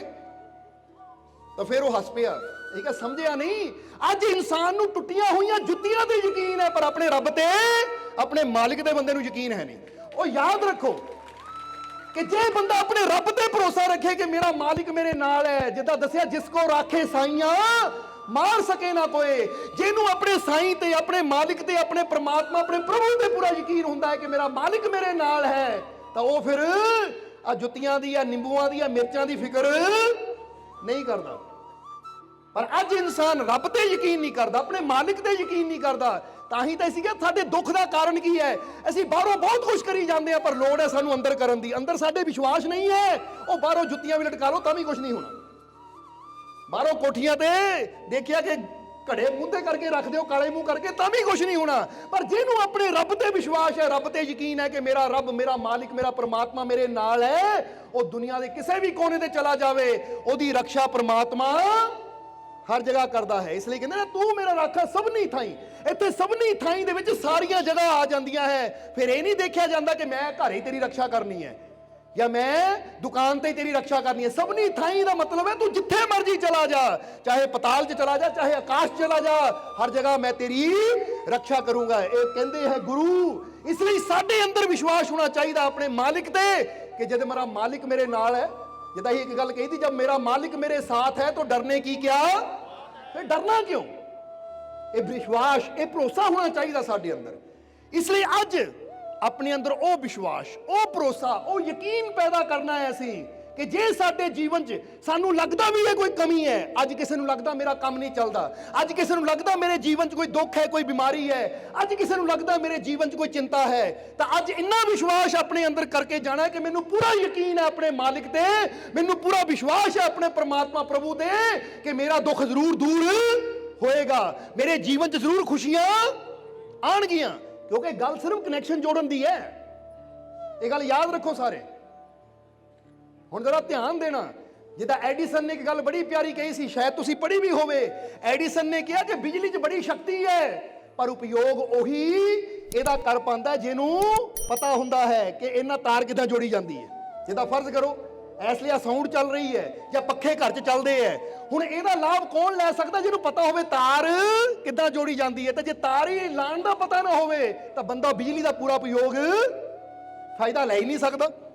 ਹੁਣ ਜ਼ਰਾ ਸੋਚੋ, ਤੁਸੀਂ ਘਰ ਦੇ ਵਿੱਚ ਗੈਸ ਚੁੱਲ੍ਹਾ ਰੱਖਿਆ ਹੈ, ਜਿਹਨੂੰ ਪਤਾ ਹੈ ਕਿ ਇਦਾਂ ਬਟਨ ਘੁਮਾਉਣ ਨਾਲ ਇਹ ਜਗਣਾ ਹੈ, ਇਹ ਚੱਲਣਾ, ਉੱਤੇ ਬੰਦਾ ਰੋਟੀ ਵੀ ਬਣਾਉਂਦਾ, ਦਾਲ ਸਬਜ਼ੀ ਵੀ ਬਣਾਉਂਦਾ ਹੈ, ਪਰ ਜਿਹਨੂੰ ਉਹਦੇ ਬਾਰੇ ਪਤਾ ਹੀ ਨਾ ਹੋਵੇ ਉਹ ਉਹਦਾ ਲਾਭ ਵੀ ਨਹੀਂ ਲੈ ਸਕਦਾ। ਇਸੇ ਤਰ੍ਹਾਂ ਜਿੱਦਾਂ ਐਡੀਸਨ ਨੇ ਕਿਹਾ ਕਿ ਬਿਜਲੀ 'ਚ ਬੜੀ ਸ਼ਕਤੀ ਹੈ, ਔਰ ਅੱਜ ਦੇਖੋ ਦੀ ਸ਼ਕਤੀ ਦਾ ਕਿੰਨਾ ਉਪਯੋਗ ਵੀ ਕਰ ਰਹੇ ਅਸੀਂ। ਨਹੀਂ ਤਾਂ ਸੂਰਜ ਤਾਂ ਪਹਿਲਾਂ ਵੀ ਸੀ, ਪਰ ਅੱਜ ਉਪਯੋਗ ਕਰ ਰਹੇ ਕਿ ਸੋਲਰ ਸਿਸਟਮ ਲੱਗੇ। ਅੱਜ ਘਰਾਂ 'ਚ ਲਾਈਟ ਜਗ ਰਹੀ ਹੈ, ਪੱਖੇ ਚੱਲ ਰਹੇ ਹੈ, ਕੂਲਰ ਏਸੀ ਚੱਲ ਰਹੇ ਹੈ ਸੋਲਰ ਸਿਸਟਮ ਦੇ ਨਾਲ। ਇਹ ਸੋਲਰ ਸਿਸਟਮ ਕੀ ਹੈ ਪਤਾ ਨਾ ਤੁਹਾਨੂੰ, ਕਿ ਸੂਰਜ ਦੀ ਰੋਸ਼ਨੀ ਦੇ ਨਾਲ ਹੀ ਉਹ ਸਭ ਕੁਝ ਚੱਲ ਰਿਹਾ ਹੈ। ਜਰਾ ਹੁਣ ਸੋਚੋ, ਸੂਰਜ ਤਾਂ ਹਜ਼ਾਰਾਂ ਸਾਲ ਪਹਿਲਾਂ ਵੀ ਸੀ, ਪਰ ਉਦੋਂ ਨਹੀਂ ਕਿਸੇ ਨੇ ਤਾਂ ਉਪਯੋਗ ਕੀਤਾ। ਸਮਝਦੇ ਹੋ ਕਿ ਨਹੀਂ? ਉਦੋਂ ਨਹੀਂ ਕਿਸੇ ਨੇ ਇਹਦਾ ਫਾਇਦਾ ਲਿਆ। ਅੱਜ ਹੀ ਕਿਉਂ ਫਾਇਦਾ ਲਿਆ ਜਾ ਰਿਹਾ ਹੈ? ਕਿਉਂਕਿ ਅੱਜ ਉਹ ਵਿਗਿਆਨ ਨੇ ਸਮਝਿਆ ਕਿ ਅਸੀਂ ਇਹਦਾ ਕਿੰਨਾ ਉਪਯੋਗ, ਕਿੰਨਾ ਫਾਇਦਾ ਜੀਵਨ 'ਚ ਲੈ ਸਕਦੇ ਹਾਂ। ਇਸੇ ਤਰ੍ਹਾਂ ਅਸੀਂ ਤੁਹਾਨੂੰ ਵੀ ਇਹ ਦੱਸਣਾ ਚਾਹੁੰਦੇ ਹਾਂ ਕਿ ਤੁਸੀਂ ਵੀ ਆਪਣੇ ਮਾਈਂਡ ਨੂੰ ਉਹ ਸੋਲਰ ਸਿਸਟਮ ਬਣਾ ਸਕਦੇ ਹੋ ਕਿ ਤੁਸੀਂ ਵੀ ਪ੍ਰਭੂ ਦੀ ਕਿਰਪਾ ਦਾ, ਪ੍ਰਭੂ ਦੀ ਰਹਿਮਤ ਦਾ ਪੂਰਾ ਲਾਭ ਜੀਵਨ 'ਚ ਲੈ ਸਕਦੇ ਹੋ। ਤੁਹਾਡੇ ਜੀਵਨ 'ਚ ਵੀ ਖੁਸ਼ੀਆਂ ਦਾ ਪ੍ਰਕਾਸ਼ ਹੋ ਸਕਦਾ ਹੈ, ਤੁਹਾਡੇ ਜੀਵਨ 'ਚ ਵੀ ਖੁਸ਼ੀਆਂ ਦੀਆਂ ਠੰਡੀਆਂ ਹਵਾਵਾਂ ਚੱਲ ਸਕਦੀਆਂ, ਅਗਰ ਸਾਨੂੰ ਉਹ ਪ੍ਰਮਾਤਮਾ ਦੀ ਤਾਕਤ ਦਾ ਉਪਯੋਗ ਕਰਨਾ ਆ ਜਾਵੇ। ਕਿਉਂਕਿ ਉਹਦੀ ਰਹਿਮਤ ਤਾਂ ਹਰ ਜਗ੍ਹਾ ਹੀ ਹੈ, ਪਰ ਉਹਦਾ ਇਸਤੇਮਾਲ ਅਸੀਂ ਕਿੱਦਾਂ ਕਰਨਾ ਹੈ? ਹੁਣ ਜ਼ਰਾ ਗੌਰ ਕਰਨਾ, ਉਹਦਾ ਇਸਤੇਮਾਲ ਕੌਣ ਕਰ ਸਕਦਾ ਹੈ? ਉਹਦੀ ਰਹਿਮਤ ਨੂੰ ਪ੍ਰਾਪਤ ਕੌਣ ਕਰ ਸਕਦਾ? ਜਿਹਦੇ ਅੰਦਰ ਕੀ ਹੋਵੇ? ਜਵਾਬ ਦਿਓ ਸਾਨੂੰ। ਵਿਸ਼ਵਾਸ। ਕਿਉਂਕਿ ਵਿਸ਼ਵਾਸ ਹੀ ਉਹ ਤਾਰ ਹੈ, ਵਿਸ਼ਵਾਸ ਹੀ ਉਹ ਕਨੈਕਸ਼ਨ ਹੈ ਜੋ ਤੁਹਾਨੂੰ ਪ੍ਰਮਾਤਮਾ ਦੇ ਨਾਲ ਜੋੜਦਾ ਹੈ। ਇਸ ਲਈ ਜੇ ਤੁਸੀਂ ਜੀਵਨ 'ਚ ਖੁਸ਼ੀਆਂ ਚਾਹੁੰਦੇ ਹੋ ਤਾਂ ਅੱਜ ਆਪਣੇ ਮਨ 'ਚ ਫੈਸਲਾ ਕਰ ਲੈਣਾ ਹੈ ਕਿ ਮੈਂ ਆਪਣੇ ਮਾਲਿਕ ਤੇ ਪੂਰਾ ਵਿਸ਼ਵਾਸ ਰੱਖਣਾ ਹੈ। ਔਰ ਜਿੱਦਾਂ ਦੱਸੇ ਨਾ ਪ੍ਰੋਗਰਾਮਿੰਗ, ਕਿਉਂਕਿ ਜਿੱਦਾਂ ਦੇ ਅੰਦਰ ਸਾਡੇ ਵਿਚਾਰ ਜਾਣਗੇ ਉਦਾਂ ਦਾ ਸਾਡਾ ਮਨ। ਹੁਣ ਸਤਸੰਗ 'ਚ ਤੁਸੀਂ ਬੈਠੇ ਹੋ, ਜਰਾ ਸੋਚੋ, ਹੁਣ ਸਤਸੰਗ 'ਚ ਤੁਸੀਂ ਬੈਠੇ ਹੋ, ਤੁਹਾਡੇ ਅੰਦਰ ਵਿਸ਼ਵਾਸ ਪੈਦਾ ਹੋ ਰਿਹਾ ਜਾਂ ਨਹੀਂ? ਜਵਾਬ ਦਿਓ, ਸੱਚ ਦੱਸਿਓ। ਪਰ ਜਦੋਂ ਘਰ ਬੈਠੇ ਹੁੰਦੇ ਕੋਈ ਆ ਕੇ ਕਹਿ ਦੇਵੇ, ਹੁਣ ਫਰਜ਼ ਕਰੋ ਇੱਥੋਂ ਕਿਸੇ ਨੂੰ ਕੋਈ ਤਕਲੀਫ ਹੈ, ਕੋਈ ਬਿਮਾਰ ਹੈ, ਸਤਸੰਗ ਸੁਣ ਲਿਆ ਉਹ ਨਾ, ਤਾਂ ਉਹਦੇ ਅੰਦਰ ਪੂਰਾ ਯਕੀਨ ਹੋ ਗਿਆ ਕਿ ਮੇਰਾ ਦੁੱਖ ਜ਼ਰੂਰ ਦੂਰ ਹੋਏਗਾ। ਪਰ ਕੋਈ ਸੱਜਣ ਮਿੱਤਰ ਘਰ ਆ ਜਾਵੇ, ਅੱਛਾ ਇਹ ਤਾਂ ਕਿੰਨੇ ਸਾਲ ਹੋ ਗਏ ਠੀਕ ਹੀ ਨਹੀਂ ਹੁੰਦਾ, ਪਤਾ ਨਹੀਂ ਤੂੰ ਠੀਕ ਹੋਣਾ ਜਾਂ ਨਹੀਂ ਹੋਣਾ, ਤਾਂ ਉੱਥੇ ਕੀ ਹੁੰਦਾ? ਬੰਦਾ ਉਹਦਾ ਵਿਸ਼ਵਾਸ ਟੁੱਟਣਾ ਸ਼ੁਰੂ ਹੋ ਜਾਂਦਾ ਹੈ। ਕਿਉਂਕਿ ਨੈਗੇਟਿਵ ਗੱਲ ਸੁਣ ਕੇ ਇਨਸਾਨ ਦਾ ਵਿਸ਼ਵਾਸ ਟੁੱਟਦਾ ਹੈ। ਜਦੋਂ ਵਿਸ਼ਵਾਸ ਟੁੱਟਦਾ ਹੈ ਤਾਂ ਇਹ ਗੱਲ ਯਾਦ ਰੱਖੋ, ਤੁਹਾਡਾ ਵਿਸ਼ਵਾਸ ਨਹੀਂ ਘਟ ਰਿਹਾ, ਬਲਕਿ ਤੁਸੀਂ ਆਪਣੇ ਪ੍ਰਮਾਤਮਾ ਦੀ ਕਿਰਪਾ ਤੋਂ ਦੂਰ ਜਾ ਰਹੇ ਹੋ। ਇਸ ਲਈ ਤੁਸੀਂ ਫੈਸਲਾ ਲੈਣਾ ਹੈ ਕਿ ਮੈਂ ਉਸ ਰਿਸ਼ਤੇਦਾਰ, ਸੱਜਣ ਮਿੱਤਰ ਦੀ ਗੱਲ ਜੋ ਮੇਰੇ ਅੰਦਰ ਨੈਗੇਟਿਵਿਟੀ ਪੈਦਾ ਕਰਦੀ ਹੈ ਸੁਣਾ ਹੀ ਨਾ। ਮੈਂ ਯਕੀਨ ਕਰਾਂ ਤਾਂ ਸੰਤਾਂ ਮਹਾਪੁਰਸ਼ਾਂ ਦੇ ਉਹਨਾਂ ਵਚਨਾਂ ਤੇ ਕਿ ਜਿਹੜੇ ਸਾਡੇ ਅੰਦਰ ਖੁਸ਼ੀ, ਵਿਸ਼ਵਾਸ ਪੈਦਾ ਕਰਦੇ ਨੇ, ਕਿਉਂਕਿ ਇਹਦੇ ਨਾਲ ਹੀ ਤੁਹਾਡੀ ਜ਼ਿੰਦਗੀ 'ਚ ਖੁਸ਼ੀਆਂ ਆਣਗੀਆਂ। ਹੁਣ ਜਰਾ ਕਹਿ ਕੇ ਦੇਖੋ ਵਿਸ਼ਵਾਸ ਨਾਲ ਕਿ ਮੈਂ ਬਹੁਤ ਖੁਸ਼ ਹਾਂ। ਆਪਣੇ ਅੰਦਰੋਂ ਕਹਿ ਕੇ ਦੇਖੋ ਜ਼ਰਾ, ਜਿਹਨੂੰ ਵਿਸ਼ਵਾਸ ਹੈ ਨਾ, ਵਿਸ਼ਵਾਸ ਹੈ ਕਿ ਨਹੀਂ ਤੁਹਾਨੂੰ ਆਪਣੇ ਮਾਲਿਕ ਤੇ, ਪ੍ਰਮਾਤਮਾ ਤੇ? ਕੋਈ ਵਾਹਿਗੁਰੂ ਕਹਿੰਦਾ ਹੈ, ਕੋਈ ਅੱਲਾਹ ਕਹਿੰਦਾ ਹੈ, ਕੋਈ ਰਾਮ ਕਹਿੰਦਾ ਹੈ। ਔਰ ਵੈਸੇ ਵੀ ਅਸੀਂ ਦੱਸੀਦਾ ਹੈ ਕਿ ਜੀਸਸ ਕ੍ਰਾਈਸਟ ਨੇ ਵੀ ਕਿਹਾ ਹੈ ਕਿ ਆਪਣੇ ਆਪ ਨੂੰ ਗੱਲ ਕਹੋ ਕਿ I am the son of God, no evil can touch me, ਕਿ ਮੈਂ ਉਹ ਪ੍ਰਮਾਤਮਾ ਦਾ ਬੱਚਾ ਹਾਂ, ਕੋਈ ਬੁਰੀ ਚੀਜ਼ ਮੈਨੂੰ ਛੂ ਨਹੀਂ ਸਕਦੀ। ਔਰ ਉਹ ਸਿਰਫ ਆਪਣੇ ਆਪ ਨੂੰ ਨਹੀਂ ਕਹਿ ਰਹੇ, ਉਹ ਆਪਣੇ ਸੇਵਕਾਂ ਨੂੰ ਕਹਿੰਦੇ ਸੀ, ਜਦੋਂ ਤੁਹਾਡੇ ਜੀਵਨ 'ਚ ਕੋਈ ਮੁਸੀਬਤ, ਪਰੇਸ਼ਾਨੀ, ਤਕਲੀਫ ਆਵੇ ਤਾਂ ਆਪਣੇ ਆਪ ਨੂੰ ਇਹ ਗੱਲ ਕਹੋ ਕਿ ਮੈਂ ਈਸ਼ਵਰ ਦਾ ਬੱਚਾ ਹਾਂ, ਮੈਂ ਈਸ਼ਵਰ ਦਾ ਅੰਸ਼ ਹਾਂ, ਕੋਈ ਬੁਰੀ ਚੀਜ਼ ਮੈਨੂੰ ਛੂ ਨਹੀਂ ਸਕਦੀ। ਇਹ ਤਾਂ ਜਵਾਬ ਦੇ ਦਿਓ ਸਾਨੂੰ ਸਾਰੇ ਕਿ ਤੁਸੀਂ ਕਿਸ ਚੀਜ਼ ਤੋਂ ਬਣੇ ਹੋ, ਕਿਹੜੀ ਚੀਜ਼ ਤੋਂ ਬਣੇ ਹੋ? ਤੁਸੀਂ ਜਵਾਬ ਦਿਓ। ਹੁਣ ਕੋਈ ਕਹੇਗਾ ਜੀ ਅਸੀਂ ਮਿੱਟੀ ਤੋਂ ਬਣੇ ਆ, ਕੋਈ ਕਹੇਗਾ 5 ਤੱਤਾਂ ਤੋਂ ਬਣੇ ਆ। ਹੁਣ 5 ਤੱਤਾਂ ਨੂੰ ਯਾਦ ਕਰ ਲਿਆ, ਮਿੱਟੀ ਨੂੰ ਯਾਦ ਕਰ ਲਿਆ, ਪਰ ਉਹ ਰੱਬ ਦਾ ਨੂਰ ਜਿਸ ਤੋਂ ਅਸੀਂ ਪੈਦਾ ਹੋਏ ਹਾਂ, ਕਿ ਅਸੀਂ ਪ੍ਰਮਾਤਮਾ ਦਾ ਅੰਸ਼ ਹਾਂ। ਅੰਸ਼ ਦਾ ਮਤਲਬ ਸਮਝਦੇ ਹੋ ਕਿ ਨਹੀਂ ਤੁਸੀਂ? ਹੁਣ ਇੱਕ ਬੱਚੇ ਨੂੰ ਖੜਾ ਕਰ ਦਿਓ ਤੇ ਪਿਤਾ ਨੂੰ ਖੜਾ ਕਰ ਦਿਓ, ਤਾਂ ਉੱਥੇ ਕਿਹਾ ਜਾ ਸਕਦਾ ਹੈ ਕਿ ਬੱਚਾ ਆਪਣੇ ਪਿਤਾ ਦਾ ਅੰਸ਼ ਹੈ, ਕਿਉਂਕਿ ਉਹ ਤੋਂ ਪੈਦਾ ਹੋਇਆ ਹੈ। ਤੁਸੀਂ ਕਿਸ ਤੋਂ ਪੈਦਾ ਹੋਏ ਹੋ? ਪ੍ਰਮਾਤਮਾ ਦੇ ਨੂਰ ਤੋਂ। ਤੁਸੀਂ ਸਾਰੇ ਉਹਦਾ ਅੰਸ਼ ਹੋ। ਤਾਂ ਜੇ ਉਹ ਪ੍ਰਮਾਤਮਾ ਇੰਨਾ ਸ਼ਕਤੀਸ਼ਾਲੀ ਹੈ ਤਾਂ ਤੁਸੀਂ ਕਮਜ਼ੋਰ ਕਿੱਦਾਂ ਹੋ ਸਕਦੇ ਹੋ? ਜਰਾ ਸੋਚ ਕੇ ਦੇਖੋ ਆਪਣੇ ਆਪ ਨੂੰ। ਇਸ ਲਈ ਜ਼ਰੂਰਤ ਹੈ ਆਪਣੀ ਹਿੰਮਤ ਨੂੰ, ਆਪਣੇ ਹੌਸਲੇ ਨੂੰ, ਆਪਣੀ ਸ਼ਕਤੀ ਨੂੰ ਵਧਾਉਣ ਦੀ। ਔਰ ਇਹ ਸ਼ਕਤੀ ਕਦੋਂ ਵੱਧਦੀ ਹੈ? ਜਦੋਂ ਸਾਡੇ ਅੰਦਰ ਵਿਸ਼ਵਾਸ ਪੈਦਾ ਹੁੰਦਾ ਹੈ। ਕਹਾਣੀ ਹੈ ਨਾ ਕਿ ਇੱਕ ਬੱਚਾ ਤੁਰਨ ਦੀ ਕੋਸ਼ਿਸ਼ ਕਰ ਰਿਹਾ ਸੀ, ਤਾਂ ਬਾਪ ਉਹਨੂੰ ਕਹਿੰਦਾ ਚੱਲ ਬੇਟਾ ਉੱਠ ਚੱਲ। ਤਾਂ ਜਰਾ ਗੌਰ ਕਰੋ, ਬੱਚੇ ਨੂੰ ਹੌਸਲਾ ਦਿੱਤਾ ਗਿਆ ਤਾਂ ਬੱਚੇ ਨੇ ਤੁਰਨਾ ਸਿੱਖ ਲਿਆ। ਫਿਰ ਅੱਗੇ ਉਹੀ ਬੱਚਾ ਸਾਈਕਲ ਚਲਾਉਣ ਦੀ ਕੋਸ਼ਿਸ਼ ਕਰਦਾ ਤਾਂ ਬਾਪ ਉਹਨੂੰ ਹੌਸਲਾ ਦਿੰਦਾ, ਉੱਠ ਬੇਟਾ ਤੂੰ ਕਰ ਸਕਦਾ ਹੈ, ਕਰ ਸਕਦਾ ਹੈ। ਤਾਂ ਬੇਟਾ ਕੋਸ਼ਿਸ਼ ਕਰਦਾ ਤਾਂ ਉਹਨੂੰ ਕਾਮਯਾਬੀ ਮਿਲ ਜਾਂਦੀ ਹੈ। ਇਸੇ ਤਰ੍ਹਾਂ ਇਹ ਯਾਦ ਰੱਖੋ ਕਿ ਜੇ ਅੱਜ ਤੁਹਾਡੇ ਜੀਵਨ 'ਚ ਮੁਸ਼ਕਿਲ ਹੈ, ਪਰੇਸ਼ਾਨੀ ਹੈ, ਤਾਂ ਤੁਸੀਂ ਵੀ ਵਿਸ਼ਵਾਸ ਰੱਖੋ ਕਿ ਮੈਂ ਕਾਮਯਾਬ ਹੋ ਸਕਦਾ ਹਾਂ, ਮੈਂ ਸਫਲ ਹੋ ਸਕਦਾ ਹਾਂ, ਤਾਂ ਤੁਹਾਨੂੰ ਵੀ ਕਾਮਯਾਬੀ ਜ਼ਰੂਰ ਮਿਲੇਗੀ, ਤੁਹਾਨੂੰ ਸਫਲਤਾ ਜ਼ਰੂਰ ਮਿਲੇਗੀ। ਜ਼ਰਾ ਸਮਝਣਾ ਸਾਰਿਆਂ ਨੇ। ਇਸੇ ਲਈ ਸੰਤ ਦਾਦੂ ਨੇ ਗੱਲ ਬੜੀ ਪਿਆਰੀ ਕਹੀ ਹੈ। ਸੰਤ ਦਾਦੂ ਕਹਿੰਦੇ ਕਿ ਤੀਰਥਾਂ ਤੇ ਜਾਣ ਵਾਲੇ ਉਹ ਗਿਆਨ ਨਹੀਂ ਪਾ ਸਕਦੇ, ਕਿਉਂਕਿ ਤੀਰਥਾਂ ਤੇ ਜਾਂਦਾ ਹੈ ਬੰਦਾ, ਮੱਥਾ ਟੇਕ ਕੇ ਆ ਜਾਂਦਾ ਹੈ, ਸ਼ਾਪਿੰਗ ਕਰਕੇ ਖਰੀਦਦਾਰੀ ਕਰਕੇ ਆ ਜਾਂਦਾ ਹੈ, ਪਰ ਜਦੋਂ ਸੰਤਾਂ ਦੀ ਸੰਗਤ ਵਿੱਚ ਬਹਿ ਕੇ ਅੱਛੇ ਵਿਚਾਰ ਉਹਨੂੰ ਮਿਲਦੇ ਆ ਨਾ, ਤਾਂ ਫਿਰ ਉਹਦੇ ਜੀਵਨ 'ਚ ਬਦਲਾਅ ਆਉਂਦਾ ਹੈ। ਬੋਲੋ ਸਮਝਦੇ ਹੋ ਕਿ ਨਹੀਂ? ਇਸ ਲਈ ਥੋੜਾ ਸਤਸੰਗ ਨੂੰ ਆਖਰੀ ਤਰਫ ਲੈ ਕੇ ਚੱਲੀਏ। ਇੱਥੇ ਇੱਕ ਛੋਟੀ ਜਿਹੀ ਕਹਾਣੀ ਤੁਹਾਨੂੰ ਸੁਣਾਣੀ ਹੈ। ਇਹ ਕਹਾਣੀ ਸਾਨੂੰ ਬੜੀ ਪਿਆਰੀ ਲੱਗਦੀ ਹੈ ਕਿ ਇਹ ਦੁਨੀਆ ਤੇ ਕਿੰਨੇ ਕਿਸਮ ਦੇ ਇਨਸਾਨ ਹੁੰਦੇ ਆ। ਹੁਣ ਤੁਸੀਂ ਚੈੱਕ ਕਰਨਾ ਹੈ ਕਿ ਤੁਸੀਂ ਕਿਹੜੇ ਇਨਸਾਨ ਬਣਨਾ ਹੈ। ਬੋਲੋ ਸਮਝਦੇ ਹੋ ਕਿ ਨਹੀਂ? ਕਿਉਂਕਿ ਕਿਹਾ ਗਿਆ ਨਾ ਕਿ ਸ਼ਬਦ ਬੜਾ ਪਿਆਰਾ ਹੈ ਕਿ ਸੱਚਾ ਪ੍ਰੇਮੀ ਜੋ ਵੀ ਹੋਏ ਹਰੀ ਕਿਰਪਾ ਕੋ ਪਾਵੇ सोए। सच्चा प्रेमी जो भी होए हरि कृपा को पावे सोए। सच्चा प्रेमी कैसे होए अब मैं सोई बखानू तोए। ये शब्द बड़ा प्यारा कबीर साहब दा। वो कहते जिहड़ा सच्चा प्रेमी होएगा प्रभु की कृपा नू ਉਹੀ पा सकता है। हुण सच्चे प्रेमी असीं किदां बन सकते हैं? कबीर साहब ने ਉਹਦੀਆਂ ਨਿਸ਼ਾਨੀਆਂ दसियां है। हुण ਉਹਦੀਆਂ ਨਿਸ਼ਾਨੀਆਂ ਤੁਸੀਂ ਵੀ ਸੁਣ ਲੈਣੀਆਂ, तो फिर अपने आप को चेक करना कि ये निशानी मेरे अंदर है या नहीं है। जे ये गुण मेरे अंदर है तो फिर मैं सच्चा प्रेमी है, तो जे गुण मेरे अंदर नहीं है तो फिर मैनू सुधार करने की जरूरत है, फिर ही मैं प्रभु की कृपा नू पा सकता। वो किहड़े गुण दसे कबीर साहब ने कि सच्चा प्रेमी जो भी होए हरि कृपा को पावे सोए। सच्चा प्रेमी कैसे होए अब मैं सोई बखानू तोए। हुण वो की कहंदे है अगली लाइन दे विच, ਹੁਣ ਦੱਸ ਰਹੇ ਆ ਪ੍ਰੇਮੀ ਦੇ ਗੁਣ। ਉਹ ਕਹਿੰਦੇ ਸੱਚਾ ਪ੍ਰੇਮੀ ਉਹ ਹੁੰਦਾ ਹੈ। ਸੱਚਾ ਪ੍ਰੇਮੀ ਕੈਸੇ ਹੋਏ ਅਬ ਮੈਂ ਸੋਈ ਬੁਖਾਨੂ ਤੋਏ ਪਹਿਲੇ ਸਾਧੇ ਬਚਨ ਕੋ। ਸੱਚਾ ਪ੍ਰੇਮੀ ਕੀ ਕਰਦਾ? ਪਹਿਲਾਂ ਕਿਹਨੂੰ ਸਾਧਦਾ ਹੈ? ਸਾਧਨ ਦਾ ਮਤਲਬ ਸ਼ੋਧ ਕਰਨਾ, ਕੰਟਰੋਲ ਕਰਨਾ। ਕਿਹੜੀ ਚੀਜ਼ ਨੂੰ ਸਾਧਦਾ ਹੈ? ਪਹਿਲੇ ਸਾਧੇ ਬਚਨ ਕੋ, ਦੂਜਾ ਸਾਧੇ ਦੇਹ, ਤੀਜਾ ਮਨ ਕੋ ਸਾਧੀਏ सबसे करे स्नेह। सम दृष्टि जो जीव है और क्षमा हो चीत, वो प्रेमी सच्चा सदा हो साहिब का मीत।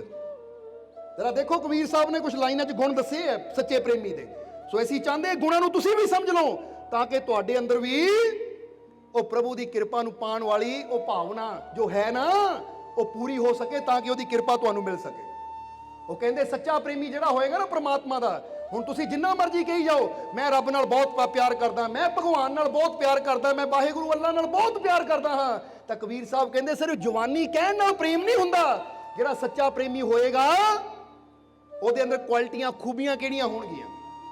हुण ਉਹ खूबियां अपने अंदर पैदा करनियां है ताकि जिहड़ा आने वाला साल चढ़े ना ਅਸੀਂ ऐसे बन जाइए कि आने वाला हर पल हर घड़ी हर दिन साडे वास्ते प्रभु की कृपा नाल ਭਰਿਆ ਹੋਵੇ। ਹੁਣ ਉਹ ਕਹਿੰਦੇ ਪਹਿਲਾ ਗੁਣ ਇੱਕ ਸੱਚੇ ਪ੍ਰੇਮੀ ਅੰਦਰ ਹੁੰਦਾ ਪਹਿਲੇ ਸਾਦੇ ਬਚਨ ਕੋ, ਕਿ ਸੱਚਾ ਪ੍ਰੇਮੀ ਸਭ ਤੋਂ ਪਹਿਲਾਂ ਆਪਣੇ ਬਚਨ ਨੂੰ, ਆਪਣੀ ਜ਼ੁਬਾਨ ਨੂੰ, ਆਪਣੇ ਸ਼ਬਦਾਂ ਨੂੰ ਸਾਧਦਾ ਹੈ। ਜਰਾ ਧਿਆਨ ਦੇਣਾ, ਸ਼ਬਦਾਂ ਨੂੰ ਸਾਧਣ ਦਾ ਮਤਲਬ ਕੀ ਹੈ ਕਿ ਜਿਹੜਾ ਪ੍ਰਭੂ ਦਾ ਸੱਚਾ ਪ੍ਰੇਮੀ ਹੋਏਗਾ ਉਹ ਕਦੀ ਵੀ ਕੋਈ ਐਸਾ ਸ਼ਬਦ ਨਹੀਂ ਬੋਲੇਗਾ ਜਿਹਦੇ ਨਾਲ ਕਿਸੇ ਨੂੰ ਤਕਲੀਫ ਹੋਵੇ। ਕੋਈ ਵੀ ਐਸਾ ਸ਼ਬਦ ਨਹੀਂ ਬੋਲੇਗਾ ਜਿਹਦੇ ਨਾਲ ਕਿਸੇ ਦਾ ਦਿਲ ਦੁਖੇ, ਕਿਸੇ ਦਾ ਬੁਰਾ ਹੋਵੇ। ਸਮਝਦੇ ਹੋ ਕਿ ਨਹੀਂ? ਕਿਉਂਕਿ ਕਈ ਵਾਰ ਦੇਖਿਆ ਕਿ ਇਨਸਾਨ ਬਹੁਤ ਸ਼ਬਦ ਐਸੇ ਬੋਲਦਾ ਹੈ, ਮਜ਼ਾਕ ਵਿੱਚ ਬੋਲ ਦਿੰਦਾ ਹੈ ਜਿਹਦੇ ਨਾਲ ਦੂਜਿਆਂ ਨੂੰ ਬੜੀ ਤਕਲੀਫ ਹੁੰਦੀ ਹੈ। ਕਹਿੰਦੇ ਪ੍ਰਮਾਤਮਾ ਦਾ ਪਿਆਰਾ, ਉਹ ਪ੍ਰਭੂ ਦਾ ਪਿਆਰਾ। ਹੁਣ ਇੱਥੇ ਕਹਾਣੀ ਦੱਸਣਾ ਚਾਹੁੰਦੇ ਤੁਹਾਨੂੰ ਇੱਕ, ਕਿ ਹਜ਼ੂਰ ਮੁਹੰਮਦ ਆਪਣੇ ਸੇਵਕਾਂ ਦੇ ਨਾਲ ਤੁਰੇ ਜਾ ਰਹੇ ਸੀ। ਜਰਾ ਧਿਆਨ ਦੇਣ ਵਾਲੀ ਗੱਲ ਹੈ। ਆਪਣੇ ਸੇਵਕਾਂ ਨਾਲ ਤੁਰੇ ਜਾ ਰਹੇ ਸੀ ਤਾਂ ਅੱਗੇ ਉਹਨਾਂ ਨੇ ਕੀ ਦੇਖਿਆ कि एक कुत्ती है ਜਿਹੜੀ ਰਸਤੇ 'ਚ ਬੈਠੀ ਹੈ, ਕਿਉਂਕਿ ਉਸਲੇ ਪਗਡੰਡੀਆਂ ਹੁੰਦੀਆਂ ਸੀ।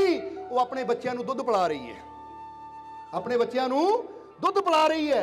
ਤਾਂ ਇੱਕ ਦੋ ਸੇਵਕ ਅੱਗੇ ਹੋਏ ਉਹਨੂੰ ਪਰੇ ਕਰਨ ਨੂੰ ਹਜ਼ੂਰ ਨੇ ਰੋਕਿਆ, ਰੁਕੋ ਅਸੀਂ ਰਸਤਾ ਬਦਲ ਕੇ ਚੱਲਦੇ ਹਾਂ ਤਾਂ ਕਿ ਇਹਨੂੰ ਤਕਲੀਫ ਨਾ ਹੋਵੇ, ਕਿਉਂਕਿ ਇਸ ਲਈ ਆਪਣੇ ਬੱਚਿਆਂ ਨੂੰ ਇਹ ਦੁੱਧ ਦੇ ਰਹੀ ਹੈ। ਜ਼ਰਾ ਗੌਰ ਕਰਨਾ, ਉਹਨਾਂ ਨੇ ਰਸਤਾ ਘੁੰਮਿਆ, ਰਸਤਾ ਘੁੰਮ ਕੇ ਗਏ, ਬਦਲ ਕੇ ਗਏ ਅੱਗੇ, पर उन्होंने ये नहीं सोचा, नहीं तो बंदा ही करता पत्थर मारता कि मेरा रास्ता क्लीयर होना चाहिए, मैं क्यों कंडियां च जावां, मैं क्यों झाड़ियां च जावां, क्योंकि वो हालात भी ऐसे सी। अजकल तो पक्के रोड है, पक्कियां सड़कां आ, उस वेले तो पगडंडियां होंदियां चारों पासे।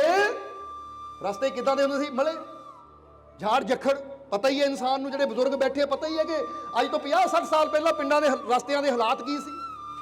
ਸੋ ਕਹਿਣ ਦਾ ਮਤਲਬ ਕੀ ਹੈ ਕਿ ਜਿਹੜਾ ਪ੍ਰਮਾਤਮਾ ਨਾਲ ਵਾਕਈ ਪ੍ਰੇਮ ਕਰਨ ਵਾਲਾ ਬੰਦਾ ਕਹਿ ਤਾਂ ਦਿੰਦਾ ਮੈਂ ਰੱਬ ਨਾਲ ਬੜਾ ਪ੍ਰੇਮ ਕਰਦਾ ਹੈ, ਪਰ ਪ੍ਰੇਮ ਦਾ ਪਤਾ ਉਹਦੀ ਕਰਨੀ ਤੋਂ ਲੱਗਦਾ ਹੈ ਕਿ ਅਸੀਂ ਦੂਜਿਆਂ ਨੂੰ ਤਕਲੀਫ ਦਿੰਦੇ ਆ ਜਾਂ ਦੂਜਿਆਂ ਨੂੰ ਖੁਸ਼ੀ ਦਿੰਦੇ ਆ। ਜ਼ੁਬਾਨ ਤੋਂ ਅਸੀਂ ਕਹੀ ਜਾਈਏ, ਜ਼ੁਬਾਨ ਤੋਂ ਕਹੀ ਜਾਈਏ ਮੈਂ ਰੱਬ ਨੂੰ ਬਹੁਤ ਪਿਆਰ ਕਰਦਾ, ਪਰ ਸਾਡੀ ਕਰਨੀ ਐਸੀ ਹੋਵੇ ਕਿ ਰੱਬ ਦੇ ਬੰਦਿਆਂ ਨੂੰ ਹੀ ਅਸੀਂ ਤਕਲੀਫ ਦੇਈ ਜਾਈਏ, ਰੱਬ ਦੇ ਬੰਦਿਆਂ ਨੂੰ ਦੁੱਖ ਦੇਈ ਜਾਈਏ, ਤਾਂ ਫਿਰ ਅਸੀਂ ਕਦੀ ਪ੍ਰਮਾਤਮਾ ਦੇ ਪਿਆਰੇ ਹੋ ਹੀ ਨਹੀਂ ਸਕਦੇ। ਇਸ ਲਈ ਅੱਜ ਇੱਕ ਫੈਸਲਾ ਅਸੀਂ ਲੈਣਾ ਹੈ, ਬੋਲੋ ਲਓਗੇ ਕਿ ਨਹੀਂ? ਜੇ ਚਾਹੁੰਦੇ ਹੋ ਪ੍ਰਭੂ ਦੀ ਕਿਰਪਾ ਨੂੰ ਪ੍ਰਾਪਤ ਕਰਨਾ ਤਾਂ ਅੱਜ ਇਹ ਫੈਸਲਾ ਲੈ ਲਓ ਕਿ ਮੈਂ ਆਪਣੀ ਜ਼ੁਬਾਨ ਨੂੰ, ਆਪਣੇ ਬੋਲਾਂ ਨੂੰ ਸਾਧਣਾ ਹੈ। ਸਾਧਨ ਦਾ ਮਤਲਬ ਕੀ ਹੈ ਕਿ ਮੈਂ ਕੋਈ ਵੀ ਜ਼ੁਬਾਨ ਤੋਂ ਐਸਾ ਬੋਲ ਨਹੀਂ ਬੋਲਣਾ ਜਿੰਨਾ ਕਿਸੇ ਨੂੰ ਤਕਲੀਫ ਹੋਵੇ। ਹੁਣ ਕਈਆਂ ਨੂੰ ਆਦਤ ਹੁੰਦੀ ਨਿੰਦਿਆ ਕਰਨ ਦੀ, ਚੁਗਲੀ ਕਰਨ ਦੀ, ਦੂਜਿਆਂ ਨੂੰ ਨਿੰਦਣ ਦੀ, ਕ੍ਰਿਟਿਸਾਈਜ਼ ਕਰਨ ਦੀ, ਆਲੋਚਨਾ ਕਰਨ ਦੀ। ਸੋ ਅੱਜ ਤੋਂ ਇਹ ਫੈਸਲਾ ਲਓ ਕਿ ਜੇ ਮੈਂ ਵਾਕਈ ਜੀਵਨ 'ਚ ਪ੍ਰਭੂ ਦੀ ਕਿਰਪਾ ਚਾਹੁੰਦਾ ਤਾਂ ਮੈਂ ਕਿਸੇ ਦੀ ਆਲੋਚਨਾ ਨਹੀਂ ਕਰਨੀ, ਮੈਂ ਕਿਸੇ ਨੂੰ ਬੁਰਾ ਨਹੀਂ ਬੋਲਣਾ। ਹੁਣ ਇੱਥੇ ਦੂਜੀ ਗੱਲ ਵੀ, ਨਾ ਮੈਂ ਕਿਸੇ ਨੂੰ ਬੁਰਾ ਬੋਲਣਾ ਹੈ ਤਾਂ ਨਾ ਮੈਂ ਆਪਣੇ ਬਾਰੇ ਬੁਰਾ ਬੋਲਣਾ ਹੈ। ਬੋਲੋ ਸਮਝਦੇ ਹੋ ਕਿ ਨਹੀਂ? ਕਿਉਂਕਿ ਕਈ ਵਾਰ ਬੰਦਾ ਇਹ ਵੀ ਕਹਿੰਦਾ ਹੈ ਕਿਤੇ ਮੇਰੇ ਨਾਲ ਇਦਾਂ ਨਾ ਹੋ ਜਾਵੇ, ਕਿਤੇ ਮੇਰਾ ਬੁਰਾ ਨਾ ਹੋ ਜਾਵੇ। ਕੀ ਤੁਸੀਂ ਚਾਹੁੰਦੇ ਹੋ ਕਿ ਬੁਰਾ ਹੋਵੇ? ਜੇ ਨਹੀਂ ਚਾਹੁੰਦੇ, ਜੇ ਚਾਹੁੰਦੇ ਹੀ ਨਹੀਂ ਤਾਂ ਬੋਲੀਏ ਵੀ ਨਾ, ਬਲਕਿ ਬੋਲਾਂ 'ਚ ਵੀ ਵਿਸ਼ਵਾਸ ਹੋਵੇ, ਬੋਲਾਂ 'ਚ ਵੀ ਯਕੀਨ ਹੋਵੇ ਕਿ ਜੇ ਮੁਸ਼ਕਿਲ ਵੀ ਹੈ ਤਾਂ ਬੋਲ ਕੀ ਹੋਣ, ਕੋਈ ਨਹੀਂ, ਮੈਨੂੰ ਯਕੀਨ ਹੈ ਆਪਣੇ ਰੱਬ ਤੇ, ਇਹ ਮੁਸ਼ਕਿਲ ਦੂਰ ਹੋ ਜਾਏਗੀ। ਤਾਂ ਫਿਰ ਰੱਬ ਵੀ ਕੀ ਕਹਿੰਦਾ ਹੈ ਕਿ ਦੇਖੋ ਇਹ ਬੰਦੇ ਨੇ ਮੇਰੇ ਤੇ ਯਕੀਨ ਰੱਖਿਆ ਤੇ ਇਹਦੇ ਦੁੱਖਾਂ ਨੂੰ ਮੈਂ ਦੂਰ ਵੀ ਕਰਨਾ ਹੈ। ਇਸ ਲਈ ਆਪਣੇ ਵਚਨ ਨੂੰ ਸਾਧੋ, ਕਿਉਂਕਿ ਸੁਣਨ ਦਾ ਮਤਲਬ ਇਹ ਨਹੀਂ ਹੈ ਕਿ ਇੱਥੇ ਬਹਿ ਕੇ ਸਿਰਫ ਸੁਣ ਲਿਆ ਜਾਂ ਗਰਦਨ ਹਿਲਾਤੀ ਠੀਕ ਹੈ ਔਰ ਘਰ ਜਾ ਕੇ ਅਮਲ ਨਾ ਕੀਤਾ। ਘਰ ਜਾ ਕੇ ਅਮਲ ਵੀ ਕਰਨਾ ਹੈ। ਯਾਦ ਰੱਖੋਗੇ ਕਿ ਨਹੀਂ ਕਿ ਆਪਣੇ ਵਚਨਾਂ ਨੂੰ ਸਾਧਨਾ ਹੈ। ਜੇ ਪ੍ਰਭੂ ਦੇ ਸੱਚੇ ਪ੍ਰੇਮੀ ਬਣਨਾ ਹੈ, ਜੇ ਉਹਦੀ ਕਿਰਪਾ ਨੂੰ ਪ੍ਰਾਪਤ ਕਰਨਾ ਹੈ, ਜੇ ਪ੍ਰਮਾਤਮਾ ਨੂੰ ਪਾਣਾ ਹੈ, ਆਨੰਦ ਨੂੰ, ਸ਼ਾਂਤੀ, ਸਕੂਨ ਨੂੰ ਪਾਣਾ ਹੈ, ਤਾਂ ਫਿਰ ਕੁਝ ਜੀਵਨ ਦੇ ਨਿਯਮ ਬਣਾਣੇ ਪੈਣਗੇ। ਪਹਿਲੇ ਸਾਦੇ ਵਚਨ ਕੋ, ਪਹਿਲਾਂ ਆਪਣੇ ਵਚਨ ਨੂੰ ਸਾਧ ਲਓ। ਵਚਨ ਦਾ ਮਤਲਬ ਹੁੰਦਾ ਜੋ ਅਸੀਂ ਬੋਲਦੇ ਹਾਂ, ਜੋ ਅਸੀਂ ਗੱਲ ਕਰਦੇ ਹਾਂ, ਅਸੀਂ ਇਹ ਵਿਚਾਰ ਕਰਕੇ ਕਰਨਾ ਹੈ ਕਿ ਜੋ ਮੈਂ ਬੋਲ ਰਿਹਾ ਅੱਛਾ ਬੋਲ ਰਿਹਾ, ਮਾੜਾ ਬੋਲ ਰਿਹਾ ਹਾਂ, ਬਸ ਅੱਛਾ ਮੇਰੀ ਜ਼ੁਬਾਨ ਤੋਂ ਨਿਕਲੇ ਸਭ ਦੇ ਵਾਸਤੇ। ਤਾਂ ਹੀ ਤਾਂ ਗੁਰਬਾਣੀ ਅੰਦਰ ਵੀ ਆਂਦਾ ਨਾ, ਨਾਨਕ ਨਾਮ ਚੜ੍ਹਦੀ ਕਲਾ ਤੇਰੇ ਭਾਣੇ ਸਰਬਤ ਦਾ ਭਲਾ, ਸਰਬਤ ਦੇ ਭਲੇ ਦੀ ਭਾਵਨਾ ਹੋਵੇ ਸਾਡੇ ਅੰਦਰ। ਪਹਿਲੇ ਸਾਧੇ ਵਚਨ ਕੋ, ਫਿਰ ਦੂਜਾ ਸਾਧੇ ਦੇਹ। ਇਹ ਦੇਹੀ ਨੂੰ ਵੀ ਸਾਧਨਾ ਹੈ। ਦੇਹੀ ਨੂੰ ਸਾਧਨ ਦਾ ਮਤਲਬ ਕੀ ਹੈ? ਹੁਣ ਜ਼ਰਾ ਧਿਆਨ ਦੇਣਾ ਕਿ ਦੇਹੀ ਨੂੰ ਸਾਧਨ ਦਾ ਮਤਲਬ ਹੈ ਕਿ ਦੇਹਿਕ ਤੌਰ ਤੇ ਮੈਂ ਕੋਈ ਇਦਾਂ ਦਾ ਕਰਮ ਨਹੀਂ ਕਰਨਾ ਜਿੰਨਾ ਕਿਸੇ ਨੂੰ ਤਕਲੀਫ ਹੋਵੇ। ਕਿਉਂਕਿ ਸਰੀਰਕ ਤੌਰ ਤੇ ਤੁਸੀਂ ਕਹੋ ਨਾ ਬੋਲਦਾ ਨਹੀਂ, ਪਰ ਜਾ ਕੇ ਚਪੇੜ ਮਾਰ ਦਿੰਦਾ, ਮੈਂ ਕਿਹੜਾ ਬੋਲ ਰਿਹਾ, ਸਰੀਰਕ ਤੌਰ ਤੇ ਜਾ ਕੇ ਧੌਣ ਫੜ ਲੈਂਦਾ ਮੈਂ। ਤਾਂ ਉੱਥੇ ਵੀ ਕਹਿੰਦੇ ਆਪਣੇ ਸਰੀਰ ਨੂੰ ਵੀ ਸਾਧਨਾ ਹੈ।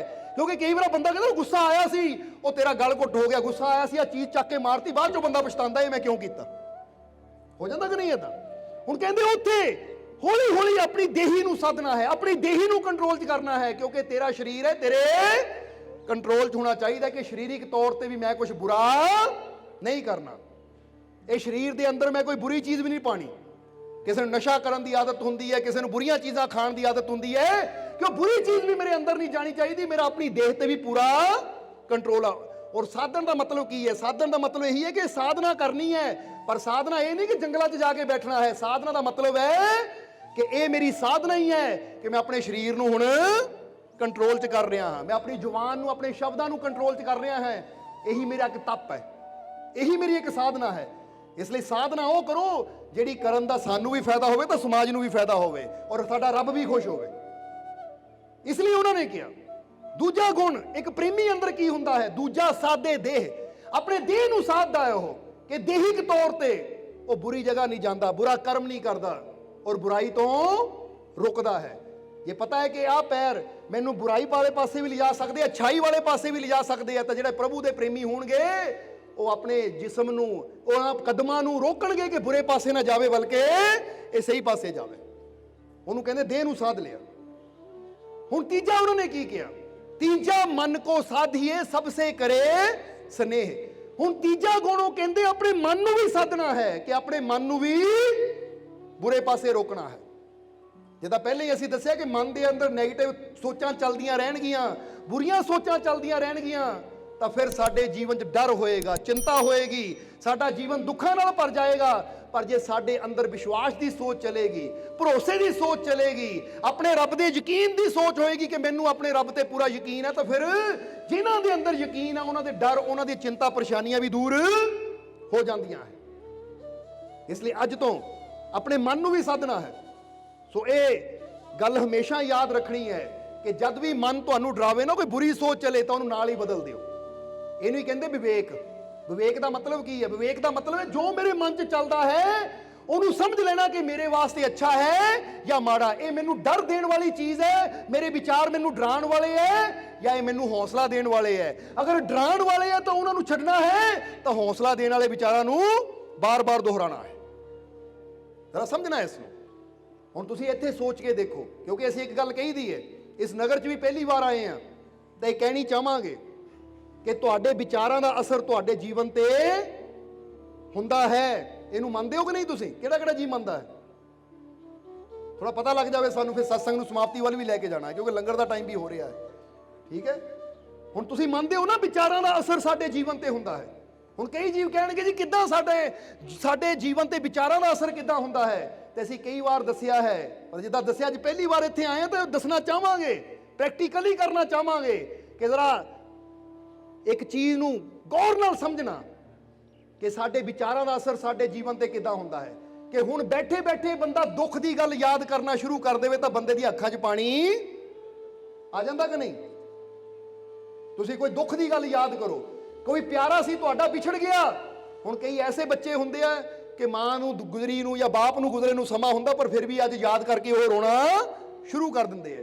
ਹੁਣ ਦੁੱਖ ਦੀ ਗੱਲ ਜਦੋਂ ਯਾਦ ਕਰਦੇ ਆ ਤਾਂ ਅੱਜ ਉਹ ਦੁੱਖ ਸਾਡੇ ਸਾਹਮਣੇ ਨਹੀਂ ਹੈ, ਪਰ ਸਿਰਫ ਅਸੀਂ ਉਹਦੇ ਬਾਰੇ ਸੋਚਦੇ ਹਾਂ ਤਾਂ ਸਾਡੀਆਂ ਅੱਖਾਂ 'ਚ ਪਾਣੀ ਆ ਜਾਂਦਾ ਹੈ।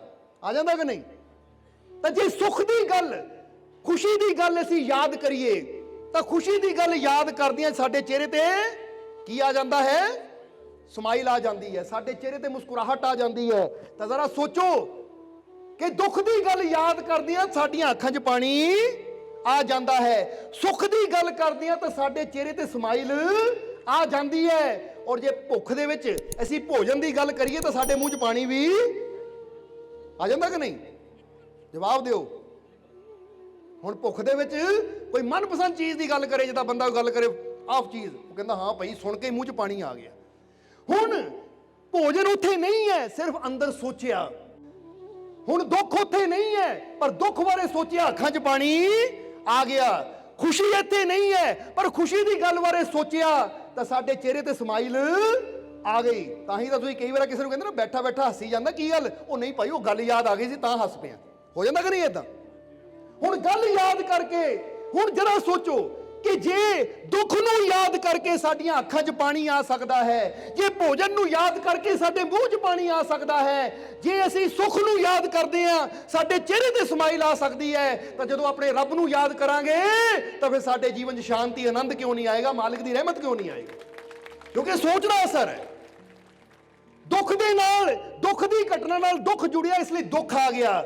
ਖੁਸ਼ੀ ਦੀ ਘਟਨਾ ਨਾਲ ਖੁਸ਼ੀ ਜੁੜੀ ਹੋਈ ਹੈ, ਇਸ ਲਈ ਖੁਸ਼ੀ ਆ ਗਈ। ਭੋਜਨ ਦੇ ਨਾਲ ਸਵਾਦ ਜੁੜਿਆ, ਇਸ ਲਈ ਮੂੰਹ 'ਚ ਪਾਣੀ ਆ ਗਿਆ।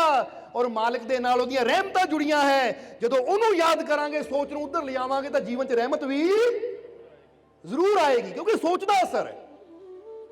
ਹੁਣ ਇੱਥੋਂ ਹੀ ਤੁਹਾਨੂੰ ਸਮਝ ਲੈਣਾ ਚਾਹੀਦਾ, ਜੇ ਜੀਵਨ 'ਚ ਰਹਿਮਤ ਚਾਹੀਦੀ ਹੈ ਤਾਂ ਫਿਰ ਤੁਸੀਂ ਕਿੱਦਾਂ ਲਿਆ ਸਕਦੇ ਹੋ? ਕਿਹਦੇ ਬਾਰੇ ਸੋਚਣਾ ਹੈ? ਫਿਰ ਜਵਾਬ ਦਿਓ। ਹੁਣ ਜੇ ਜੀਵਨ 'ਚ ਰਹਿਮਤ ਚਾਹੀਦੀ ਹੈ ਤਾਂ ਕਿਹਦੇ ਬਾਰੇ ਸੋਚਣਾ ਹੈ? ਬੰਦਾ ਕਹਿੰਦਾ ਪ੍ਰਭੂ ਕਿਰਪਾ ਕਰ।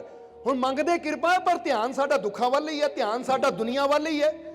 ਇਸ ਲਈ ਤਾਂ ਹੀ ਤਾਂ ਪ੍ਰਭੂ ਦੀ ਕਿਰਪਾ ਨਹੀਂ ਸਾਡੇ ਤੇ ਹੁੰਦੀ। ਹੁਣ ਚਾਹੀਦਾ ਹੈ ਜੇ ਪ੍ਰਭੂ ਦੀ ਕਿਰਪਾ ਚਾਹੁੰਦੇ ਆ ਤਾਂ ਪੂਰਾ ਧਿਆਨ ਵੀ ਉਧਰ ਰੱਖੀਏ ਕਿ ਮੈਨੂੰ ਪੂਰਾ ਵਿਸ਼ਵਾਸ ਹੈ, ਮੈਨੂੰ ਪੂਰਾ ਯਕੀਨ ਹੈ ਕਿ ਮੇਰਾ ਮਾਲਿਕ ਮੇਰੇ ਨਾਲ ਹੈ, ਮੇਰਾ ਪ੍ਰਮਾਤਮਾ ਮੇਰੇ ਨਾਲ ਹੈ। ਤਾਂ ਇਹ ਵਿਸ਼ਵਾਸ ਰੱਖਣ ਵਾਲੇ ਜਲਦੀ ਦੁੱਖਾਂ ਚੋਂ ਨਿਕਲ ਵੀ ਜਾਂਦੇ, ਉਹਨਾਂ ਨੂੰ ਖੁਸ਼ੀਆਂ ਵੀ ਜਲਦੀ ਮਿਲ ਜਾਂਦੀਆਂ ਹੈ। ਇਹ ਗੱਲ ਹਮੇਸ਼ਾ ਯਾਦ ਰੱਖਣਾ। ਜਿੱਦਾਂ ਤੇ ਇੱਕ ਛੋਟੀ ਜਿਹੀ ਸੱਚੀ ਘਟਨਾ ਦੱਸਣ ਲੱਗੇ ਹਾਂ ਅਸੀਂ ਤੁਹਾਨੂੰ, ਕਿ ਕੁਝ ਦਿਨ ਪਹਿਲਾਂ, ਕੋਈ ਡੇਢ ਕੁ ਮਹੀਨਾ ਪਹਿਲਾਂ ਦੀ ਗੱਲ ਹੈ, 1.5-2 ਮਹੀਨੇ ਪਹਿਲਾਂ ਦੀ ਗੱਲ ਹੈ, ਕਿ ਇੱਕ ਆਦਮੀ ਦਿੱਲੀ ਤੋਂ, ਉਹਨੇ YouTube ਤੇ ਸਤਸੰਗ ਸੁਣਿਆ। YouTube ਤੇ ਸਤਸੰਗ ਸੁਣਿਆ ਔਰ ਸਤਸੰਗ ਸੁਣ ਕੇ ਉਹਦੇ ਮਨ 'ਚ ਭਾਵਨਾ ਹੋਈ ਕਿ ਮੈਂ ਦਰਬਾਰ ਤੇ ਜਾਣਾ ਦਰਸ਼ਨ ਕਰਨ ਵਾਸਤੇ। ਉਹਨੇ ਸੇਵਾਦਾਰਾਂ ਨੂੰ ਫੋਨ ਕੀਤਾ, ਪਤਾ ਕੀਤਾ ਹੁਸ਼ਿਆਰਪੁਰ 'ਚ ਕਿੱਥੇ ਦਰਬਾਰ ਹੈ। ਹੁਣ ਉਹਦੇ ਮਨ 'ਚ ਭਾਵਨਾ ਹੋਈ, ਖਿੱਚ ਪਈ ਉਹਨੂੰ, ਤਾਂ ਉਹਦੇ ਕੋਲ ਇੱਕ ਮਰੂਤੀ ਕਾਰ ਸੀ, ਕੋਈ 10-15 ਸਾਲ ਪੁਰਾਣਾ ਮਾਡਲ। ਹੁਣ ਜਰਾ ਧਿਆਨ ਦੇਣ ਵਾਲੀ ਗੱਲ ਹੈ, ਸਮਝਣ ਵਾਲੀ ਗੱਲ ਹੈ ਕਿ ਮਾਲਿਕ ਦੀ ਰਹਿਮਤ ਹੈ, ਜੇ ਪ੍ਰਮਾਤਮਾ ਪ੍ਰਭੂ ਤੇ ਵਿਸ਼ਵਾਸ ਹੋਵੇ ਤਾਂ ਫਿਰ ਕੀ ਹੁੰਦਾ ਹੈ। ਹੁਣ ਉਹਦੇ ਘਰ 'ਚ ਮਰੂਤੀ ਕਾਰ ਹੀ ਖੜੀ ਸੀ, ਔਰ ਉਹਨੇ ਆਪਣੇ ਬੇਟੇ ਨੂੰ ਕਿਹਾ ਕਿ ਬੇਟਾ ਮੇਰਾ ਦਿਲ ਕਰਦਾ, ਸਤਸੰਗ ਸੁਣਿਆ ਕਿ ਮੇਰੇ ਮਨ 'ਚ ਖਿੱਚ ਪਈ ਹੈ, ਮੈਂ ਦਰਸ਼ਨ ਕਰਕੇ ਆਣੇ ਹੈ, ਕਿ ਹੁਣ ਮੈਂ ਸੋਚਦਾ ਹੈ ਕਿ ਆਪਣੀ ਗੱਡੀ ਲੈ ਕੇ ਚਲਾ ਜਾਵਾਂ। ਤਾਂ ਬੇਟੇ ਨੇ ਕਿਹਾ ਪਿਤਾ ਜੀ ਜਾਣਾ ਤਾਂ ਟ੍ਰੇਨੇ ਚਲੇ ਜਾਓ ਜਾਂ ਬੱਸੇ ਚਲੇ ਜਾਓ, ਇਹ ਗੱਡੀ 'ਚ ਰਹਿਣ ਦਿਓ, ਕਿਉਂਕਿ ਇਹ ਮਰੂਤੀ ਕਾਰ ਪੁਰਾਣਾ ਮਾਡਲ ਹੈ। 5 ਕਿਲੋਮੀਟਰ ਤੇ ਜਾ ਕੇ ਕਦੀ ਇਹਨੂੰ ਕੁਛ ਹੋ ਜਾਂਦਾ, ਕਦੀ ਕੁਛ ਹੋ ਜਾਂਦਾ ਹੈ, ਤਾਂ ਰਸਤੇ 'ਚ ਹੀ ਖਰਾਬ ਹੋ ਜਾਂਦੀ ਹੈ। ਹੁਣ 400-450 ਕਿਲੋਮੀਟਰ ਦਾ ਸਫ਼ਰ ਤੁਸੀਂ ਹੁਸ਼ਿਆਰਪੁਰ ਜਾਣਾ ਪੰਜਾਬ, ਰਸਤੇ ਹੀ ਤੁਹਾਨੂੰ ਪਰੇਸ਼ਾਨ ਕਰੇਗੀ, ਉੱਪਰੋਂ ਰਾਤ ਵੀ ਹੋਣ ਵਾਲੀ ਹੈ। ਵਿੱਚ ਨਾ ਜਾਓ, ਮੈਂ ਟ੍ਰੇਨ ਦੀ ਟਿਕਟ ਬੁੱਕ ਕਰ ਦਿੰਦਾ ਜਾਂ ਬੱਸ ਦੀ ਟਿਕਟ ਲੈ ਦਿੰਦਾ, ਉਹਦੇ 'ਚ ਚਲੇ ਜਾਓ। ਤਾਂ ਉਹਨਾਂ ਕਿਹਾ ਬੱਸ ਤਾਂ ਸਵੇਰੇ ਜਾਣੀ ਹੈ, ਟ੍ਰੇਨ ਤਾਂ ਸਵੇਰੇ ਜਾਣੀ ਹੈ, ਪਰ ਬੇਟਾ ਮੇਰੇ ਮਨ ਨੂੰ ਖਿੱਚ ਹੈ, ਮੈਂ ਹੁਣੇ ਨਿਕਲਣਾ ਚਾਹੁੰਦਾ ਹਾਂ। ਔਰ ਇਹ ਸੱਚੀ ਘਟਨਾ ਦੱਸਣ ਲੱਗੇ ਆ ਤੁਹਾਨੂੰ। ਉਹ ਜੀਵ ਦਾ ਨੰਬਰ ਵੀ ਤੁਸੀਂ ਲੈ ਸਕਦੇ ਹੋ, ਸੰਪਰਕ ਕਰ ਸਕਦੇ ਹੋ, ਕੋਈ ਕਹਾਣੀ ਨਹੀਂ ਹੈ। ਹੁਣ ਕਿਹਾ ਜਾਂਦਾ ਹੈ ਉਹ ਜੀਵ ਤੁਰ ਪਿਆ। ਹੁਣ ਜਰਾ ਸਮਝਣਾ ਕਿ ਜਦੋਂ ਤੁਰ ਪਿਆ ਤਾਂ ਦਰਬਾਰ ਤੇ ਜਦੋਂ ਪਹੁੰਚਿਆ ਤਾਂ ਸੇਵਾਦਾਰਾਂ ਨੂੰ ਦੱਸਿਆ ਉਹਨੇ ਕਿ ਰਸਤੇ 'ਚ 50 ਜਗ੍ਹਾ ਬੱਚੇ ਦਾ ਮੇਰੇ ਦਾ ਮੈਨੂੰ ਫੋਨ ਆਇਆ ਕਿ ਪਾਪਾ ਜੀ ਤੁਸੀਂ ਠੀਕ ਹੋ, ਗੱਡੀ ਖਰਾਬ ਤਾਂ ਨਹੀਂ ਹੋਈ, ਪਿਤਾ ਜੀ ਠੀਕ ਠਾਕ ਹੋ। ਤਾਂ ਮੈਨੂੰ ਇੱਕੋ ਹੀ ਗੱਲ ਕਹੀ ਸੀ, ਬੇਟਾ। ਹੁਣ ਜਦੋਂ ਤੁਰਨ ਲੱਗਾ ਸੀ ਉਹਨੇ ਆਪਣੇ ਬੱਚੇ ਨੂੰ ਕੀ ਗੱਲ ਕਹੀ ਸੀ ਕਿ ਪੁੱਤਰ ਠੀਕ ਹੈ ਮੇਰੀ ਗੱਡੀ ਖਰਾਬ ਕਰਦੀ ਹੈ, ਪਰ ਮੈਨੂੰ ਆਪਣੇ ਰੱਬ ਤੇ ਪੂਰਾ ਯਕੀਨ ਹੈ, ਮੈਨੂੰ ਪੂਰਾ ਵਿਸ਼ਵਾਸ ਹੈ, ਕਿਉਂਕਿ ਵਿਸ਼ਵਾਸ ਵਾਲਾ ਉਹਨਾਂ ਸਤਸੰਗ ਸੁਣਿਆ ਸੀ ਕਿ ਮੈਨੂੰ ਪੂਰਾ ਯਕੀਨ ਹੈ, ਪੂਰਾ ਵਿਸ਼ਵਾਸ ਹੈ, ਇਹ ਗੱਡੀ ਹੁਣ ਮੈਂ ਨਹੀਂ ਚਲਾਣੀ, ਉਹ ਮੇਰਾ ਮਾਲਿਕ ਚਲਾ ਕੇ ਲੈ ਜਾਏਗਾ, ਤਾਂ ਰਸਤੇ ਰੁਕੇਗੀ ਨਹੀਂ। ਉਹ ਕਹਿੰਦਾ ਸਹੀ ਸਲਾਮਤ ਬਿਨਾ ਰੁਕੇ ਦਰਬਾਰ ਤੱਕ ਪਹੁੰਚਿਆ। ਰਸਤੇ 'ਚ ਕਿੰਨੀ ਵਾਰੀ ਬੇਟੇ ਦਾ ਫੋਨ ਆਇਆ, ਪਿਤਾ ਜੀ ਠੀਕ ਹੋ, ਡੈਡੀ ਠੀਕ ਹੋ, ਤੁਸੀਂ ਠੀਕ ਹੋ, ਗੱਡੀ ਨੇ ਖਰਾਬ ਤਾਂ ਨਹੀਂ ਕੀਤਾ। ਉਹ ਕਹਿੰਦਾ ਬੇਟਾ ਫਿਕਰ ਨਾ ਕਰ, ਜਿਹਦੇ ਭਰੋਸੇ ਤੁਰਿਆ ਮੇਰੀ ਸੰਭਾਲ ਵੀ ਉਹ ਆਪ ਹੀ ਕਰੇਗਾ। ਤੇ ਦਰਬਾਰ ਤੇ ਮਿਲ ਕੇ ਸੇਵਾਦਾਰਾਂ ਨੂੰ ਨੰਬਰ ਵਗੈਰਾ ਦੇ ਕੇ ਗੱਲਬਾਤ ਕਰਕੇ ਫਿਰ ਜਦੋਂ ਵਾਪਸ ਗਿਆ, ਪਹੁੰਚ ਕੇ ਵੀ ਉਹਨਾਂ ਫੋਨ ਕੀਤਾ ਕਿ ਮੈਂ ਸਹੀ ਸਲਾਮਤ ਪਹੁੰਚ ਗਿਆ, ਕੋਈ ਦਿੱਕਤ ਨਹੀਂ ਆਈ। ਕਹਿੰਦਾ ਮੇਰੇ ਬੱਚੇ ਹੈਰਾਨ ਸੀ ਕਿ ਜਿਹੜੀ ਗੱਡੀ 5 ਕਿਲੋਮੀਟਰ ਚੱਲਣ ਤੇ ਖਰਾਬ ਹੋ ਜਾਂਦੀ ਸੀ, ਉਹ ਐਡਾ ਲੰਬਾ ਸਫ਼ਰ ਬਿਨਾਂ ਖਰਾਬੀ ਤੋਂ ਕਿੱਦਾਂ ਕਰ ਲਿਆ। ਹੁਣ ਜ਼ਰਾ ਸਮਝਣਾ ਇਸ ਨੂੰ। ਅਸੀਂ ਕਵਾਂਗੇ ਇੱਥੇ ਉਹਨਾਂ ਕਿਹੜੀ ਚੀਜ਼ ਨਾਲ ਜੋੜ ਦਿੱਤਾ ਸੀ ਆਪਣੇ ਆਪ ਨੂੰ? ਉਹਨੇ ਜੋੜ ਦਿੱਤਾ ਸੀ ਉਹ ਪ੍ਰਮਾਤਮਾ ਦੀ ਰਹਿਮਤ ਦੇ ਨਾਲ, ਉਹਦੀ ਕਿਰਪਾ ਦੇ ਨਾਲ। ਜਦੋਂ ਬੰਦਾ ਆਪਣੇ ਆਪ ਨੂੰ ਆਪਣੇ ਪ੍ਰਭੂ ਦੀ ਕਿਰਪਾ ਦੇ ਨਾਲ ਜੋੜ ਦਿੰਦਾ ਹੈ, ਉਹਦੀ ਰਹਿਮਤ ਦੇ ਨਾਲ ਜੋੜ ਦਿੰਦਾ ਹੈ, ਤਾਂ ਨਾਮੁਮਕਿਨ ਵੀ ਮੁਮਕਿਨ ਹੋ ਜਾਂਦਾ ਹੈ। ਕਿਉਂਕਿ ਬੰਦੇ ਦੀ ਇੱਕ ਸੀਮਾ ਹੈ, ਪਰ ਉਹਦੀ ਰਹਿਮਤ ਦੀ ਕੋਈ ਸੀਮਾ ਨਹੀਂ ਹੈ। ਉਹਦੀ ਰਹਿਮਤ ਅਸੀਮ ਹੈ। ਜੇ ਬੰਦਾ ਆਪਣੇ ਰੱਬ ਤੇ ਭਰੋਸਾ ਕਰੇ ਤਾਂ ਫਿਰ ਅਸੰਭਵ ਵੀ ਸੰਭਵ ਹੋ ਜਾਂਦਾ ਹੈ। ਸੋ ਤੁਹਾਡੇ ਜੀਵਨ 'ਚ ਵੀ ਇਹ ਚੀਜ਼ ਨੂੰ ਤੁਸੀਂ ਸਮਝਣਾ ਹੈ ਕਿ ਬੰਦੇ ਦਾ ਜੀਵਨ 'ਚ ਜਿੰਨੀਆਂ ਮਰਜ਼ੀ ਖਰਾਬੀਆਂ ਹੈ, ਜਿੰਨੀਆਂ ਮਰਜ਼ੀ ਪਰੇਸ਼ਾਨੀਆਂ ਹੈ, ਪਰ ਜੇ ਬੰਦਾ ਕਹੇ ਮੈਨੂੰ ਆਪਣੇ ਰੱਬ ਤੇ ਪੂਰਾ ਯਕੀਨ ਹੈ ਕਿ ਆਉਣ ਵਾਲਾ ਸਮਾਂ ਮੇਰੇ ਵਾਸਤੇ ਖੁਸ਼ੀਆਂ ਭਰਿਆ ਹੋਏਗਾ, ਆਉਣ ਵਾਲਾ ਪਲ ਮੇਰੇ ਵਾਸਤੇ ਖੁਸ਼ੀਆਂ ਭਰਿਆ ਹੋਏਗਾ, ਜਿਹੜਾ ਆਪਣੇ ਰੱਬ ਦੇ ਭਰੋਸੇ ਚੱਲਦਾ ਹੈ, ਫਿਰ ਉਹਦੇ ਜੀਵਨ 'ਚ ਖੁਸ਼ੀਆਂ ਆਉਂਦੀਆਂ ਵੀ ਜ਼ਰੂਰ ਹੈ। ਪਰਮਾਤਮਾ ਉਹਦੀ ਸੰਭਾਲ ਵੀ ਕਰਦਾ, ਉਹਨੂੰ ਗਿਰਨ ਨਹੀਂ ਦਿੰਦਾ। ਜ਼ਰਾ ਸਮਝਣਾ। ਸੰਤ ਸੂਰਦਾਸ ਜੀ ਸੀ ਜਿਹੜੇ ਅੱਖਾਂ ਤੋਂ ਦੇਖ ਨਹੀਂ ਸਕਦੇ ਸੀ। ਉਹਨਾਂ ਦੇ ਗੁਆਂਢੀ ਨੇ ਉਹਨਾਂ ਨੂੰ ਕਿਹਾ ਇੱਕ ਦਿਨ ਕਿ ਸੂਰਦਾਸ ਜੀ ਮੈਂ ਕਈ ਵਾਰ ਦੇਖਦਾ ਆ ਕਿ ਤੁਸੀਂ ਆਂਦੇ ਹੋ ਜਾਂਦੇ ਹੋ, ਕਦੀ ਠੋਕਰ ਨਹੀਂ ਲੱਗਦੀ ਤੁਹਾਨੂੰ, ਕਦੀ ਗਿਰਦੇ ਨਹੀਂ ਹੋ, ਨਹੀਂ ਤਾਂ ਅੰਨਾ ਇਨਸਾਨ ਕਿੰਨੀ ਵਾਰ ਗਿਰਦਾ ਹੈ, ਪਰ ਤੁਸੀਂ ਜਾਂਦੇ ਵੀ ਆਰਾਮ ਨਾਲ ਹੋ, ਆਂਦੇ ਵੀ ਆਰਾਮ ਨਾਲ ਹੋ, ਮੈਂ ਤੁਹਾਨੂੰ ਕਦੀ ਗਿਰਦੇ ਨਹੀਂ ਦੇਖਿਆ। ਇਹ 'ਚ ਰਾਜ ਕੀ ਹੈ? ਨਹੀਂ ਤਾਂ ਅੰਨੇ ਕਈ ਵਾਰ ਠੋਕਰ ਖਾ ਕੇ ਗਿਰਦੇ ਹੈ। ਤਾਂ ਉਸ ਲਈ ਸੂਰਦਾਸ ਕਹਿੰਦੇ ਕਿ ਤੂੰ ਮੈਨੂੰ ਕਹਿ ਰਿਹਾ ਹਾਂ ਕਿ ਤੁਸੀਂ ਅੰਨੇ ਹੋ, ਗਿਰਦੇ ਕਿਉਂ ਨਹੀਂ? ਤਾਂ ਹੁਣ ਸੂਰਦਾਸ ਜੀ ਦਾ ਜਵਾਬ ਸੁਣਨਾ। ਹੋਰ ਅੰਨੇ ਤੁਰਦੇ ਆ ਲਾਠੀ ਦੇ ਭਰੋਸੇ, ਇਸ ਲਈ ਉਹ ਗਿਰ ਜਾਂਦੇ ਐ। ਭਗਤ ਸੂਰਦਾਸ ਜੀ ਕੀ ਕਹਿੰਦੇ ਆ? ਹੋਰ ਅੰਨੇ ਤੁਰਦੇ ਐ ਲਾਠੀ ਦੇ ਭਰੋਸੇ, ਇਸ ਲਈ ਉਹ ਗਿਰ ਜਾਂਦੇ ਐ। ਪਰ ਮੈਂ ਚੱਲਦਾ ਹਾਂ ਆਪਣੇ ਪ੍ਰਭੂ ਦੇ ਭਰੋਸੇ। ਮੇਰੀਆਂ ਦੋ ਅੱਖਾਂ ਨਹੀਂ ਦੇਖ ਸਕਦੀਆਂ, ਪਰ ਮੇਰੇ ਪ੍ਰਭੂ ਦੀਆਂ ਬੇਅੰਤ ਅੱਖਾਂ ਉਹ ਦੇਖਦੀਆਂ ਵੀ ਤਾਂ ਮੈਨੂੰ ਸੰਭਾਲਦੀਆਂ ਵੀ ਹੈ। ਇਸ ਲਈ ਸਮਝੋ ਜ਼ਰਾ, ਇਹ ਭਗਤਾਂ ਸੰਤਾਂ ਗੁਰੂਆਂ ਰਹਿਬਰਾਂ ਦੇ ਜੀਵਨ ਤੋਂ ਕੀ ਪਤਾ ਲੱਗਦਾ ਹੈ ਕਿ ਉਹਨਾਂ ਦੇ ਜੀਵਨ ਨੂੰ ਸੁਣ ਕੇ ਅਸੀਂ ਵੀ ਆਪਣੇ ਵਿਸ਼ਵਾਸ ਨੂੰ ਇੰਨਾ ਵਧਾ ਸਕਦੇ ਹਾਂ ਤਾਂ ਕਿ ਅਸੀਂ ਵੀ ਗਿਰਨ ਤੋਂ ਬਚ ਜਾਈਏ, ਅਸੀਂ ਵੀ ਠੋਕਰ ਖਾਣ ਤੋਂ ਬਚ ਜਾਈਏ। ਇਸ ਲਈ ਕਬੀਰ ਸਾਹਿਬ ਨੇ ਕਿਹਾ ਆਪਣੀ ਦੇਹ ਨੂੰ ਸਾਧ, ਆਪਣੇ ਮਨ ਨੂੰ ਸਾਧ। ਮਨ ਅੰਦਰ ਬੁਰੇ ਖਿਆਲ ਨਾ ਆਣ ਦੇ, ਮਨ ਅੰਦਰ ਵਿਸ਼ਵਾਸ ਦੇ ਖਿਆਲ ਆਣ, ਮਨ ਦੇ ਅੰਦਰ ਭਰੋਸੇ ਦੇ ਖਿਆਲ ਆਣ। ਔਰ ਆਖਰੀ ਲਾਈਨ 'ਚ ਉਹਨਾਂ ਨੇ ਜੋ ਕਿਹਾ ਉਹ ਸਮਝਾਈਏ ਤਾਂ ਫਿਰ ਸਤਸੰਗ ਦੀ ਸਮਾਪਤੀ ਕਰੀਏ। ਆਖਰੀ ਲਾਈਨ 'ਚ ਕਬੀਰ ਸਾਹਿਬ ਕਹਿੰਦੇ ਹੈ ਕਿ ਸਮ ਦ੍ਰਿਸ਼ਟੀ ਜੋ ਜੀਵ ਹੈ ਔਰ ਸ਼ਮਾ ਹੋ ਚੀਤ, ਕਿ ਪ੍ਰਭੂ ਦਾ ਪ੍ਰੇਮੀ ਸਮਦ੍ਰਿਸ਼ਟੀ ਹੁੰਦਾ ਹੈ। ਸਮਦ੍ਰਿਸ਼ਟੀ ਦਾ ਮਤਲਬ ਸਮਝ ਲਿਓ ਕਿ ਉਹਦੀਆਂ ਨਜ਼ਰਾਂ 'ਚ ਕੋਈ ਉੱਚਾ, ਕੋਈ ਨੀਵਾਂ, ਕੋਈ ਅਮੀਰ, ਕੋਈ ਗਰੀਬ, ਕੋਈ ਜਾਤ, ਕੋਈ ਧਰਮ ਨਹੀਂ ਹੁੰਦਾ। ਜਿਹੜਾ ਪ੍ਰਭੂ ਦਾ ਪ੍ਰੇਮੀ ਹੋਏਗਾ ਉਹਦੀਆਂ ਨਜ਼ਰਾਂ 'ਚ ਸਾਰੇ ਇੱਕ ਬਰਾਬਰ ਹੋਣਗੇ। ਨਾ ਕੋ ਵੈਰੀ ਨਾ ਹੀ ਬੇਗਾਨਾ, ਸਗਲ ਸੰਗੀ ਹਮਕੋ ਬਨਿਆਈ। ਉਹ ਕਹਿੰਦਾ ਹੁਣ ਸਾਰੇ ਹੀ ਮੇਰੇ, ਸਮ ਦ੍ਰਿਸ਼ਟੀ ਇਹਨੂੰ ਕਹਿੰਦੇ ਹੈ। ਹੁਣ ਇਨਸਾਨ ਪ੍ਰਭੂ ਦੇ ਪ੍ਰੇਮ ਦੀ ਗੱਲ ਤਾਂ ਕਰਦਾ ਪਰ ਨਾਲ ਹੀ ਫਰਕ ਵੀ ਰੱਖਦਾ ਹੈ। ਅਮੀਰੀ ਦਾ, ਗਰੀਬੀ ਦਾ, ਜਾਤਾਂ ਦਾ, ਪਾਤਾਂ ਦਾ, ਧਰਮਾਂ ਦਾ ਵੀ ਫਰਕ ਰੱਖਦਾ ਇਨਸਾਨ। ਹੁਣ ਜਿਹੜਾ ਇਦਾਂ ਦੇ ਫਰਕ ਭੇਦਭਾਵ ਦਿਲ 'ਚ ਲੈ ਕੇ ਬੈਠਾ, ਹਾਲੇ ਪ੍ਰਭੂ ਦਾ ਪ੍ਰੇਮੀ ਹੋ ਹੀ ਨਹੀਂ ਸਕਦਾ। ਕਿਉਂਕਿ ਪ੍ਰਭੂ ਦਾ ਪ੍ਰੇਮੀ ਤਾਂ ਉਹ ਹੈ ਜਿਹੜਾ ਸਭ ਦੇ ਅੰਦਰ ਆਪਣੇ ਪ੍ਰਭੂ ਨੂੰ ਹੀ ਦੇਖਦਾ ਹੈ। ਇਸ ਲਈ ਸਮ ਦ੍ਰਿਸ਼ਟੀ ਬਣੋ ਕਿ ਊਚ ਨੀਚ, ਜਾਤ ਪਾਤ ਦੇ ਭੇਦਭਾਵ ਆਪਣੇ ਅੰਦਰੋਂ ਖਤਮ ਕਰੋ। ਅਮੀਰੀ ਗਰੀਬੀ ਦੇ ਭੇਦਭਾਵ ਮਿਟਾਓ। ਸਭ ਦੇ ਅੰਦਰ ਹੀ ਪਰਮਾਤਮਾ ਦਾ ਨੂਰ ਦੇਖੋ ਕਿ ਸਭ ਦੇ ਅੰਦਰ ਮੇਰਾ ਮਾਲਕ ਹੀ ਬਸਦਾ ਹੈ। ਇਸ ਲਈ ਸਮ ਦ੍ਰਿਸ਼ਟੀ ਜੋ ਜੀਵ ਹੈ ਔਰ क्षमा ਹੋ ਚੀਤ। ਔਰ ਅਗਲਾ ਗੁਣ ਦੱਸਿਆ, ਪੰਜਵਾਂ ਗੁਣ, ਉਹ ਕਹਿੰਦੇ क्षमा ਵੀ ਇਨਸਾਨ ਦੇ ਅੰਦਰ ਹੋਣੀ ਚਾਹੀਦੀ ਹੈ। ਸਮ ਦ੍ਰਿਸ਼ਟੀ ਹੋਣਾ ਚਾਹੀਦਾ ਹੈ ਔਰ ਨਾਲ क्षमा ਦਾ ਗੁਣ ਵੀ ਹੋਣਾ ਚਾਹੀਦਾ। क्षमा ਦਾ ਮਤਲਬ ਤੁਸੀਂ ਸਮਝਦੇ ਹੋ ਨਾ ਕਿ ਹਰੇਕ ਨੂੰ क्षमा ਕਰ ਦੇਣਾ। ਕੋਈ ਤੁਹਾਡੇ ਤੋਂ ਮਾਫੀ ਮੰਗਦਾ ਹੈ ਤਾਂ ਕਈ ਵਾਰ ਬੰਦਾ ਕਹਿੰਦਾ ਮੈਂ ਨਹੀਂ ਮਾਫ ਕਰਦਾ। ਤਾਂ ਅਸੀਂ ਕਈ ਵਾਰ ਦੱਸਿਆ, ਯਾਦ ਰੱਖ, ਜੇ ਉਹਦੀ ਗਲਤੀ ਤੇ ਤੂੰ ਉਹਨੂੰ ਮਾਫ ਨਾ ਕੀਤਾ ਤਾਂ ਤੇਰੀਆਂ ਗਲਤੀਆਂ ਤੇ ਰੱਬ ਨੇ ਵੀ ਤੈਨੂੰ ਮਾਫ ਨਹੀਂ ਕਰਨਾ। ਤਾਂ ਜੇ ਉਹਦੀ ਗਲਤੀ ਤੇ ਤੂੰ क्षमा ਕਰ ਦੂੰ ਕਿ ਠੀਕ ਹੈ ਉਹਨਾਂ ਗਲਤੀ ਕੀਤੀ ਪਰ ਐ ਮਾਲਿਕ ਮੈਨੂੰ ਮਾਫ ਕੀਤਾ, ਤਾਂ ਫਿਰ ਪ੍ਰਮਾਤਮਾ ਵੀ ਕਹਿੰਦਾ ਹੈ ਕਿ ਜੇ ਤੂੰ ਦੂਜਿਆਂ ਨੂੰ ਮਾਫ ਕਰ ਸਕਦਾ ਤਾਂ ਅੱਜ ਮੈਂ ਤੈਨੂੰ ਮਾਫ ਕਰਦਾ। ਇਸ ਲਈ जीसस क्राइस्ट ने भी किया है। इतने लाइन उन्हें दोहरावांगे कि धन्य है वो जीव जो क्षमा करते हैं क्योंकि उनको ही क्षमा किया जाएगा। जीसस क्राइस्ट भी कहते कि धन है वो जीव ਜਿਹੜੇ ਦੂਜਿਆਂ ਨੂੰ क्षमा ਕਰਦੇ ਐ, ਮੇਰੇ ਪ੍ਰਭੂ ਦੇ ਦਰਬਾਰ 'ਚ ਉਹਨਾਂ ਨੂੰ ਹੀ क्षमा ਕੀਤਾ ਜਾਏਗਾ। ਜਿਹੜੇ ਦੂਜੇ ਨੂੰ ਮਾਫ ਕਰੇਗਾ ਉਹਨੂੰ ਹੀ ਮਾਫੀ ਮਿਲੇਗੀ। ਤਾਂ ਜਿਹੜਾ ਦੂਜੇ ਤੇ ਸਖਤੀ ਕਰੇਗਾ ਫਿਰ ਪ੍ਰਮਾਤਮਾ ਵੀ ਉਹਨੂੰ ਮਾਫ ਨਹੀਂ ਕਰੇਗਾ। ਹੁਣ ਤੁਸੀਂ ਚਾਹੁੰਦੇ ਹੋ ਕਿ ਨਹੀਂ? ਜਰਾ ਸੋਚੋ, ਬੰਦੇ ਤੋਂ ਗਲਤੀ ਹੋ ਜਾਵੇ ਤਾਂ ਬੰਦਾ ਉਮੀਦ ਰੱਖਦਾ ਕਿ ਅਗਲਾ ਮੈਨੂੰ ਮਾਫ ਕਰ ਦੇਵੇ। ਹੁਣ ਜਿੱਦਾਂ ਬੰਦਾ ਆਪ ਉਮੀਦ ਰੱਖਦਾ ਦੂਜਾ ਮੈਨੂੰ ਮਾਫ ਕਰ ਦੇਵੇ, ਜਾਂ ਬੰਦਾ ਉਮੀਦ ਰੱਖਦਾ ਕਿ ਮੈਂ ਰੱਬ ਤੋਂ ਮਾਫੀ ਮੰਗਾ ਤਾਂ ਰੱਬ ਮੈਨੂੰ ਮਾਫ ਕਰ ਦੇਵੇ, ਤਾਂ ਫਿਰ ਦੂਜਿਆਂ ਨੂੰ ਮਾਫ ਕਰਨ ਦੀ ਭਾਵਨਾ ਆਪਣੇ ਅੰਦਰ ਵੀ ਪੈਦਾ ਕਰੋ। ਕਿਉਂਕਿ ਜੋ ਮੈਂ ਦੂਜਿਆਂ ਨੂੰ ਦੇਣਾ ਉਹੀ ਮੈਨੂੰ ਅੱਗਿਓਂ ਮਿਲਣਾ ਹੈ। ਇਸ ਲਈ ਕਬੀਰ ਸਾਹਿਬ ਕਹਿੰਦੇ ਪ੍ਰੇਮੀ ਦੇ ਅੰਦਰ ਸਮ ਦ੍ਰਿਸ਼ਟੀ ਵਾਲਾ ਗੁਣ ਔਰ ਪੰਜਵਾਂ ਗੁਣ, ਯਾਨੀ ਇਹ ਪੰਜ ਗੁਣ ਇੱਕ ਵਾਰ ਦੱਸ ਦਈਏ। ਆਪਣੀ ਜ਼ੁਬਾਨ ਨੂੰ ਸਾਧਨਾ, ਆਪਣੀ ਦੇਹ ਨੂੰ ਸਾਧਨਾ ਦੂਜਾ, ਆਪਣੇ ਮਨ ਨੂੰ ਸਾਧਨਾ ਤੀਜਾ, ਸਮ ਦ੍ਰਿਸ਼ਟੀ ਬਣਨਾ, ਸਾਰਿਆਂ ਨੂੰ ਇੱਕ ਨਜ਼ਰ ਨਾਲ ਦੇਖਣਾ, ਭੇਦਭਾਵ ਨਹੀਂ ਰੱਖਣਾ ਕੋਈ ਜਾਤੀ ਪਾਤੀ ਨੂੰ ਲੈ ਕੇ, ਊਚ ਨੀਚ ਦਾ ਭੇਦਭਾਵ ਨਾ ਮਨ ਚ ਹੋਵੇ ਚੌਥਾ। ਔਰ ਪੰਜਵਾਂ ਗੁਣ ਦੱਸਿਆ क्षमा ਦਾ ਗੁਣ। ਔਰ क्षमा ਹੋ ਚੀਤ, ਔਰ ਚਿੱਤ ਵਿੱਚ ਮਨ ਵਿੱਚ क्षमा ਹੋਣੀ ਚਾਹੀਦੀ ਹੈ। ਸੋ ਪ੍ਰੇਮੀ ਸੱਚਾ ਸਦਾ ਹੋ ਸਾਹਿਬ ਕਾ ਮੀਤ, ਕਿ ਉਹੀ ਪਰਮਾਤਮਾ ਦਾ ਮਿੱਤਰ ਹੈ, ਉਹੀ ਪਰਮਾਤਮਾ ਦਾ ਪਿਆਰਾ ਹੈ, ਉਹਨੂੰ ਹੀ ਪਰਮਾਤਮਾ ਮਿਲਦਾ ਜਿਹਦੇ ਅੰਦਰ ਇਹ ਗੁਣ ਹੋਵੇ। ਇਸ ਲਈ ਅੱਜ ਆਪਣੇ ਅੰਦਰ ਇਹ ਗੁਣ ਪੈਦਾ ਕਰਕੇ ਜਾਣੇ ਹੈ। ਬੋਲੋ ਕਰੂੰਗੇ ਕਿ ਨਹੀਂ? ਇੰਨੀ ਦੇਰ ਤੋਂ ਅਸੀਂ ਮਿਹਨਤ ਕਰ ਰਹੇ ਹਾਂ, ਥੋੜਾ ਜਿਹਾ ਤਾਂ ਕਰੋ ਕਿ ਹਾਂ ਠੀਕ ਹੈ ਅਸੀਂ ਇਹ ਕਰਾਂਗੇ, ਤਾਂ ਕਿ ਅਸੀਂ ਵੀ ਪ੍ਰਭੂ ਦੇ ਮਿੱਤਰ, ਪ੍ਰਭੂ ਦੇ ਪਿਆਰੇ ਬਣ ਕੇ ਆਪਣੇ ਜੀਵਨ ਨੂੰ ਸਫਲ ਬਣਾ ਸਕੀਏ। ਕਿਉਂਕਿ ਜੇ ਉਹਦੇ ਨਾਲ ਪਿਆਰ ਪਾਵਾਂਗੇ ਨਾ ਤਾਂ ਸਭ ਸੁਖ ਦਾਤਾ ਰਾਮ ਹੈ, ਦੂਸਰਾ ਨਾ ਹੈ ਕੋਈ। ਤਾਂ ਸਾਰੇ ਸੁੱਖਾਂ ਦਾ ਦਾਤਾ ਵੀ ਉਹੀ ਹੈ। ਜੇ ਉਹ ਕਰਮ ਕਰਾਂਗੇ ਜਿਹਦੇ ਨਾਲ ਉਹਦੇ ਨੇੜੇ ਹੋਵਾਂਗੇ, ਉਹਦੀ ਪ੍ਰਾਪਤੀ ਹੋਏਗੀ, ਤਾਂ ਫਿਰ ਹੀ ਸਾਡੇ ਜੀਵਨ 'ਚ ਖੁਸ਼ੀਆਂ ਆਣਗੀਆਂ। ਇਸ ਲਈ ਅੱਜ ਤੋਂ ਵਹਿਮਾਂ ਨੂੰ ਛੱਡੋ, ਭਰਮਾਂ ਨੂੰ ਛੱਡੋ। ਬੋਲੋ ਸਮਝਦੇ ਹੋ ਕਿ ਨਹੀਂ? ਜਿੱਦਾਂ ਪਹਿਲਾਂ ਦੱਸਿਆ ਨਾ ਕਿ ਨਜ਼ਰ ਦਾ ਕੋਈ ਡਰਦਾ ਰਹਿੰਦਾ, ਕੋਈ ਕਿਸੇ ਚੀਜ਼ ਤੋਂ ਡਰਦਾ ਰਹਿੰਦਾ ਹੈ, ਕੋਈ ਦੇਖਿਆ ਕੁੱਤਿਆਂ ਬਿੱਲੀਆਂ ਤੋਂ ਡਰਦਾ ਰਹਿੰਦਾ, ਰਸਤਾ ਕੱਟ ਗਿਆ। ਇਦਾਂ ਦੇ ਭਰਮਾਂ ਨੂੰ ਛੱਡੋ, ਆਪਣੇ ਰੱਬ ਤੇ ਵਿਸ਼ਵਾਸ ਰੱਖੋ, ਆਪਣੇ ਰੱਬ ਤੇ ਭਰੋਸਾ ਰੱਖੋ ਕਿ ਮੈਨੂੰ ਪੂਰਾ ਵਿਸ਼ਵਾਸ ਹੈ, ਪੂਰਾ ਯਕੀਨ ਹੈ, ਮੈਂ ਕਿਤੇ ਵੀ ਹੋਵਾਂ ਮੇਰਾ ਰੱਬ ਮੇਰੇ ਨਾਲ ਹੈ, ਉਹ ਮੇਰੀ ਹਰ ਜਗ੍ਹਾ ਸੰਭਾਲ ਜ਼ਰੂਰ ਕਰੇਗਾ। ਬੋਲੋ ਸਮਝਦੇ ਹੋ ਕਿ ਨਹੀਂ?